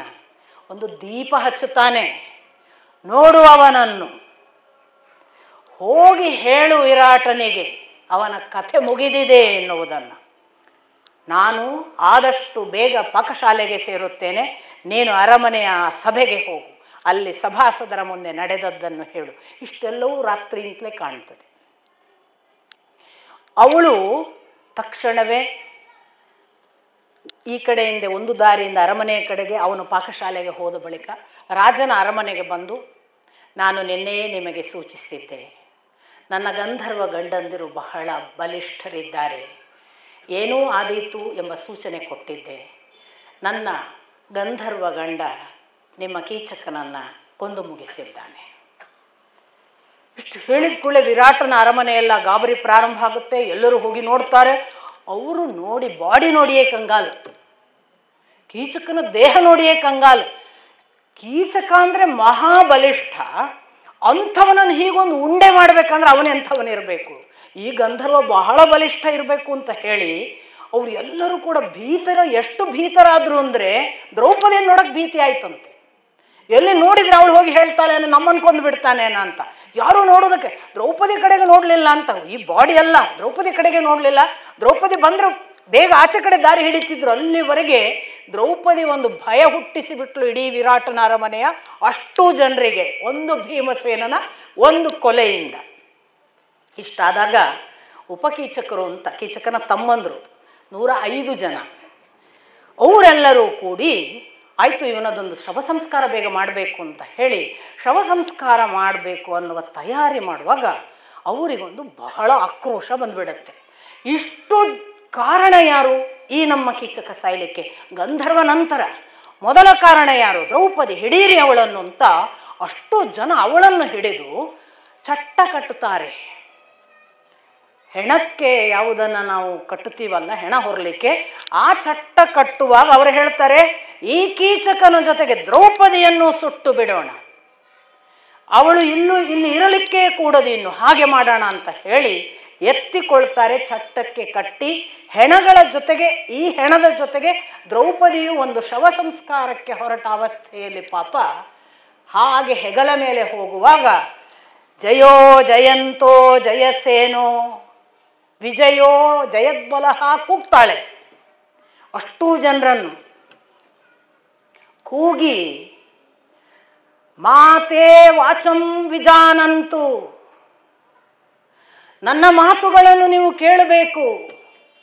ಸೂತಪುತ್ರ ನಯಂತಿಮೆ, ಸೂತಪುತ್ರರು ನನ್ನನ್ನು ಕರ್ಕೊಂಡು ಹೋಗ್ತಿದ್ದಾರೆ, ನನ್ನನ್ನು ಶವ ಸಂಸ್ಕಾರಕ್ಕೆ ಕರ್ಕೊಂಡು ಹೋಗ್ತಿದ್ದಾರೆ ಅಂತ ಗಂಧರ್ವರಿಗೆ ಗೊತ್ತಾಗಬೇಕಲ್ಲ. ಹಾಗೆ ಜಯ, ಅವನು ಜಯ, ಓ ಜಯೋ ಜಯಂತೋ ವಿಜಯೋ ಜಯತ್ಸೇನೋ ಜಯದ್ಬಲಹ ಅಂತ ಕೂಗಿ ಇಷ್ಟು ಹೇಳ್ತಾಳೆ. ತಿಳಿದುಕೊಳ್ಳಿ, ನನ್ನ ಮಾತುಗಳನ್ನು ಕೇಳಿಕೊಳ್ಳಿ, ನನ್ನನ್ನು ಇವರು ಸಾವಿನ ಮನೆಗೆ ಕರೆದುಕೊಂಡು ಹೊರಟಿದ್ದಾರೆ. ಪಾಕಶಾಲೆಯಲ್ಲಿ ಕೂತವ ಅಶರೀರವಾಣಿ ಕೇಳಿಸುವ ಹಾಗೆ ಜೋರಾಗಿ ಹೇಳಿದನಂತೆ, ಈ ನಿನ್ನ ಗಂಡು ಗಂಧರ್ವ ಹಾಗಾಗಲು ಬಿಡುವುದಿಲ್ಲ. ಮಾಲಿನಿ, ನೀನೇನು ಭಯ ಪಡಬೇಡ. ಅವಳಿಗೆ ಕನೆಕ್ಷನ್ ಆಯಿತು, ಜನರಿಗೆ ಗೊತ್ತಾಯಿತು ಗಂಧರ್ವ ಕೂಗಿದ್ದಾನೆ. ಈ ಅಶರೀರವಾಣಿಯ ಹಾಗೆ ಬಂದ ಬಲಕ್ಕೆ ದ್ರೌಪದಿಗೆ ಬಲ ಬಂತು. ತಕ್ಷಣ ಭೀಮಸೇನೆ ಈಗ ಸರಿಮಾರ್ಗದಲ್ಲಿ ಹೋದರೆ ಗೊತ್ತಾಗ್ತದೆ ಅಂತ ಹೇಳಿ ಪಾಕಶಾಲೆಯಿಂದ ಯಾವುದೋ ಗೋಡೆಯೆಲ್ಲ ಹಾರಿ ನೇರ ಸ್ಮಶಾನಕ್ಕೆ ಹೋಗುವ ದಾರಿಯಲ್ಲಿ ಅವರು ಬರುವ ಮೊದಲೇ ಹೋಗಿ ಅಲ್ಲೊಂದು 10 ಮಾರು ಉದ್ದದ ವೃಕ್ಷವನ್ನು ಬೇರು ಸಹಿತ ಕಿತ್ತು ಹೆಗಲಲ್ಲಿ ಸಿದ್ಧ ಇಟ್ಟುಕೊಂಡು ಬಂದ ಅಷ್ಟು ಜನರನ್ನು ಬಡಿದು 105 ಜನ ಉಪಕೀಚಕರನ್ನು ಕೊಂದನಂತೆ. ಅಷ್ಟು ಮಂದಿಯನ್ನು ಮುಗಿಸಿದ ಮೇಲೆ ಇದ್ದ ಬದ್ದವರೆಲ್ಲ ಓಡಿ ಹೋಗ್ತಾರೆ. ದ್ರೌಪದಿಯನ್ನು ಬಂದು ಬಿಡಿಸ್ತಾನೆ. ಬಿಡಿಸಿ, ನೀನು ಬೇಗನೆ ನಿನ್ನ ಸ್ಥಳ ಸೇರು, ನಾನು ಬೇಗನೆ ನನ್ನ ಪಾಕಶಾಲೆಯನ್ನು ಸೇರುತ್ತೇನೆ, ಯಾರಿಗೂ ಗೊತ್ತಾಗದೆ. ಅಲ್ಲೂ ಕೂಡ ಅವನು ವೇಷ ಬರೆಸಿಕೊಂಡು ಅಂತಲೇ ಇದೆ, ಭೀಮ ತನ್ನ ವೇಷದಲ್ಲಿ ಬಂದಿಲ್ಲ ಅಂತ ಹೋಗ್ತಾನೆ. ಮತ್ತೆ ಪ್ರಶ್ನೆಗಳು ಬರ್ಬೋದು, ದೇಹ ನೋಡಿದರೆ ಗೊತ್ತಾಗಲ್ಲ. ನಾವೆಲ್ಲ ಈ ಪ್ರಶ್ನೆನ ಖಂಡಿತ ಯೋಚಿಸ್ತೀವಿ. ಎಚ್ಚರ ಇಟ್ಕೊಳ್ಬೇಕು. ಆಶೀರ್ವಾದ ಇತ್ತು, ಯಮ ಎಂದು ಗುರುತಾಗದ ಹಾಗೆ ನೋಡಿಕೋತೇನೆ ಅಂದಿದ್ದಾನೆ, ದುರ್ಗೆ ಅಂದಿದ್ದಾಳೆ, ಆ ಕಾರಣಕ್ಕಾಗಿ ಆಗಿರಲಿಲ್ಲ ಅಂತ ಅಂದ್ಕೊಳ್ಬೇಕು. ಎಲ್ಲೂ ಅದು ವ್ಯಕ್ತವಾಗಿಲ್ಲ, ಬಟ್ ಅದು ಅಂಡರ್ಸ್ಟುಡ್. ಯಾರಿಗೂ ಗೊತ್ತಾಗ್ತಿಲ್ಲ ಅಂದರೆ ಇಟ್ ಈಸ್ ಅಂಡರ್ಸ್ಟುಡ್, ಏನೋ ಒಂದು ನಡೀತಿದೆ ಅಲ್ಲಿ, ಯಾವುದೋ ಒಂದು. ಈ ಥರ ಅಂತೂ ಅವನು ಹೋಗಿ ಮರಳಿ ಇವಳು ತಾನು ಬಿಡುಗಡೆಯಾಗಿ ಬರ್ತಾಳಲ್ಲ, ಬರುವಾಗ ತಾನು ವಿಶೇಷ ಮಲಿನ ಬಟ್ಟೆಯನ್ನೆಲ್ಲ ಕಳೆದು ಹೊಸ ಶುಭ್ರ ಬಟ್ಟೆ ಉಟ್ಟುಕೊಂಡು ಶುಭ್ರ ಸ್ನಾತಳಾದ ಹಾಗೆ ಬರುವಾಗ ಮೊದಲು ಭೀಮಸೇನನ ಪಾಕಶಾಲೆಯ ಮುಂದೆ ಬರ್ತಾಳೆ. ಭೀಮಸೇನ ಒಬ್ಬ ಗಂಧರ್ವ ಗಂಡ ನಿನಗೆ ಆದ ತೊಂದರೆಗೆ ಸರಿಯಾದ ಶಿಕ್ಷೆ ಕೊಟ್ಟು ಉಳಿದ 4 ಗಂಧರ್ವರ ಋಣವನ್ನೂ ತೀರಿಸಿದ್ದಾನೆ. ನೋಡಿ, ನಾನೊಬ್ಬನೇ ಅಲ್ಲ ಅಂತ. ಒಬ್ಬ ಗಂಡ ಗಂಧರ್ವ ನಿನಗಾದ ಕಷ್ಟಕ್ಕೆ ಸರಿಯಾದ ಶಿಕ್ಷೆ ಕೊಟ್ಟು 4 ಜನ ಉಳಿದ ಗಂಧರ್ವರ ಋಣವೂ ತೀರಿಸಿದ್ದಾನೆ. ದ್ರೌಪದಿ ಸುಮ್ಮನೆ ನೋಡಿ ನಕ್ಕು ಮುಂದೆ ಹೋಗ್ತಾಳೆ. ನಾಟ್ಯಶಾಲೆ ಹತ್ರ ಬರುವಾಗ ಬೃಹನ್ನಡೆ, ಮತ್ತೊಂದಿಷ್ಟು ಜನ ನಾಟ್ಯವತಿಯರು, ನಾಟ್ಯ ಕಲೀಲಿಕ್ಕೆ ಬಂದ ಹೆಣ್ಮಕ್ಳು, ಅವರೆಲ್ಲ ಏನು ನಿನ್ನ ಗಂಡಂದಿರು, ಯಾವ ಅಪಾಯಗಳಲ್ಲಿ ನೀನು ಸಿಕ್ಕು ನರಳಬಹುದಿತ್ತು, ಎಂತೆಂಥ ಅಪಾಯದಲ್ಲಿ ಸಿಗಲಾರದ ಹಾಗೆ ದಾಟಿಸಿ ಬಿಟ್ಟರಲ್ಲ, ಅವರೇನು ಸಾಮಾನ್ಯ ಪುರುಷರಿರಲಿಕ್ಕಿಲ್ಲ, ನೀನು ಅಂಥ ಗಂಧರ್ವರನ್ನು ಪಡೆದ ನೀನೇ ಪುಣ್ಯವಂತಳು ಅಂತೆಲ್ಲ ಹೊಗಳ್ತಾರೆ. ಅವಳು ಹೀಗೆ ನೋಡಿ ನಗುವುದರೊಳಗಾಗಿ ಇತ್ತ ಬೃಹನ್ನಡೆ, ನೀನು ತುಂಬ ಕಷ್ಟಪಟ್ಟೆಯಾ, ಅದು ಹೇಗಾಯಿತು, ಗಂಧರ್ವ ಗಂಡ ಹೇಗೆ ಅದನ್ನು ಬಿಡಿಸಿದ ಗೊತ್ತೇ ಇಲ್ದಂಗೆ ಕೇಳ್ತಾನೆ. ಕೂಡಲೇ ಇವಳ ಒಳಗೊಂದು ಬೇಸರ ಇದೆಯಲ್ಲ, ಇವಳು ಹೇಳ್ತಾಳೆ, ನಿನಗೇನು, ನೀನು ನಾಟ್ಯವತಿಯರ ಮಧ್ಯೆ ಸುಖವಾಗಿ ಇದ್ದಿ, ನನ್ನ ಕಷ್ಟಗಳು ಹೇಳಿದರೇನು ಬಿಟ್ಟರೇನು ನಿನಗೇನು ತಿಳಿಯುತ್ತದೆ. ತಕ್ಷಣ ಅವನು, ಎಲ್ಲರೂ ಬೇರೆಯವರ ಬಗ್ಗೆ ಹಾಗೆಯೇ ಭಾವಿಸುತ್ತಾರೆ, ನನ್ನ ಕಷ್ಟ ನನಗೇ ಗೊತ್ತು, ಇಷ್ಟವಿಲ್ಲದಿದ್ದರೂ ಕಷ್ಟವಾಗಿ ಈ ದೇಹ ದಂಡಿಸುತ್ತಿದ್ದೇನಲ್ಲ, ಅದಿರಲಿ, ಅರ್ಜುನನದೊಂದು ಬಹಳ ಒಳ್ಳೆಯ ವೇದಾಂತ, ಅದಿರಲಿ ಎಷ್ಟು ಬಿಡಿಸಿ ಹೇಳಿದರೂ ಯಾರ ಅಂತರಂಗವೂ ಇನ್ನೊಬ್ಬರಿಗೆ ಗೊತ್ತಾಗುವುದಿಲ್ಲ. ಅವಳಿಗೆ ಗೊತ್ತಾಗುತ್ತೆ ಇವನು ಖುಷಿಯಲ್ಲಿಲ್ಲ ಅಂತ, ಸುಮ್ಮನೆ ನಗ್ತಾಳೆ, ಹೋಗ್ತಾಳೆ. ಹೋಗುವುದರೊಳಗಾಗಿ ಸುದೇಷ್ಣೆಯನ್ನು ವಿರಾಟ ಭೆಟ್ಟಿಯಾಗಿ, ನೀನು ಆ ಸೈರಂಧ್ರಿಯನ್ನು ಇಟ್ಟುಕೊಳ್ಳಬೇಡ, ಅವಳು ಬಹಳ ಅಪಾಯಕಾರಿ, ಈಗಿಂದೀಗ ಮನೆಯಿಂದ ಕಳಿಸಿಬಿಡು. ಯಾಕೆಂದರೆ ವಿರಾಟನ ಸ್ಟ್ರೆಂತ್ ಇದ್ದದ್ದೇ ಕೀಚಕ, ಕೀಚಕನ ತಮ್ಮಂದರು. ಈಗ ಅವನೇ ಒಂಥರ ವೀಕ್, ಹಾಗಾಗಿ ತಕ್ಷಣ ಕಳಿಸು, ನಮ್ಗೆ ಇನ್ನೇನು ಅಪಾಯ ಕಾದಿದೆಯೇನೋ, ಅವಳ ನೀನು ಒಂದು ನಿಮಿಷ ನಮ್ಮ ಮನೇಲಿ ಘಟಸರ್ಪ ಇಟ್ಕೊಂಡಂಗಾಗುತ್ತೆ, ಕಳಿಸು ಅಂತ ಸುದೇಷ್ಣೆಗೆ ಒಪ್ಪಿಸಿ ಬಿಡ್ತಾನೆ. ಸುದೇಷ್ಣೆ ಇತ್ತ ಅಂತಃಪುರಕ್ಕೆ ಬಂದ ತಕ್ಷಣ, ಮಾಲಿನಿ ಬಂದ ತಕ್ಷಣ ಆದದ್ದು ಆಗಿ ಹೋಗಿದೆ. ಇದುವರೆಗೆ ರಕ್ಷಣೆಯ ಹಾಗೆ ನೀನು ನನ್ನ ಜೊತೆಗಿದ್ದದ್ದು ಆಯಿತು, ನಾನು ನಿನ್ನನ್ನು ಕೆಲಸದವಳ ಹಾಗೆ ಇಟ್ಟುಕೊಂಡದ್ದು ಹೌದು. ಇನ್ನು ನೀನು ಇಂದಿನಿಂದ ಒಂದರೆ ಕ್ಷಣ ಇರಬೇಡ, ಸಾಕ್ಷಾತ್ ರಾಜನ ಆಜ್ಞೆ, ಅವನು ನಿನ್ನನ್ನು ಇಟ್ಟುಕೊಳ್ಳಬೇಡ ಅಂದಿದ್ದಾನೆ. ಬಹಳ ಮುಕ್ತವಾಗಿ, ತುಂಬ ವಿನಮ್ರವಾಗಿ, ದ್ರೌಪದಿ ಇಷ್ಟು ದಿನ ನೋಡಿಕೊಂಡಿದ್ದಿ, 13 ದಿನ ಮಾತ್ರ ಅವಕಾಶ, ದಯವಿಟ್ಟು 13 ದಿನ ನೋಡಿಕೋ, ಇಲ್ಲ ಅನ್ನಬೇಡ. ಸುದೇಷ್ಣೆಗೆ ಮುಂದೊಂದು ಮಾತು ಬಹಳ ಭರವಸೆ ಅನ್ನಿಸ್ತದೆ. ಈ 13 ದಿನ ನೋಡಿಕೊಳ್ಳುವುದರಿಂದ ನಿಮಗೆ ಯಾವುದೇ ಅಪಾಯ ಆಗುವುದಿಲ್ಲ. ಅಷ್ಟು ಮಾತ್ರವಲ್ಲ, ವಿರಾಟನಿಗೆ, ವಿರಾಟನ ಅರಮನೆಗೆ, ವಿರಾಟನ ಪದವಿಗೆ ನನ್ನ ಗಂಧರ್ವ ಗಂಡಂದಿರು ಬಹಳ ದೊಡ್ಡ ಆಶ್ರಯವಾಗುತ್ತಾರೆ. ಇದು ನನ್ನ ಖಚಿತ ಭರವಸೆ, ದಯವಿಟ್ಟು ನನ್ನನ್ನು ಕಳುಹಿಸಬೇಡ. ಹಾಗಾಗಿ ದ್ರೌಪದಿ ಉಳಿತಾಳೆ. ಇತ್ತ ಗೂಢಚಾರರು ದುರ್ಯೋಧನನಿಗೆ ಸುದ್ದಿ ತಂದರು. ಅದೇನಾಯಿತು ನಾಳೆ ನೋಡೋಣ. ನಮಸ್ಕಾರ.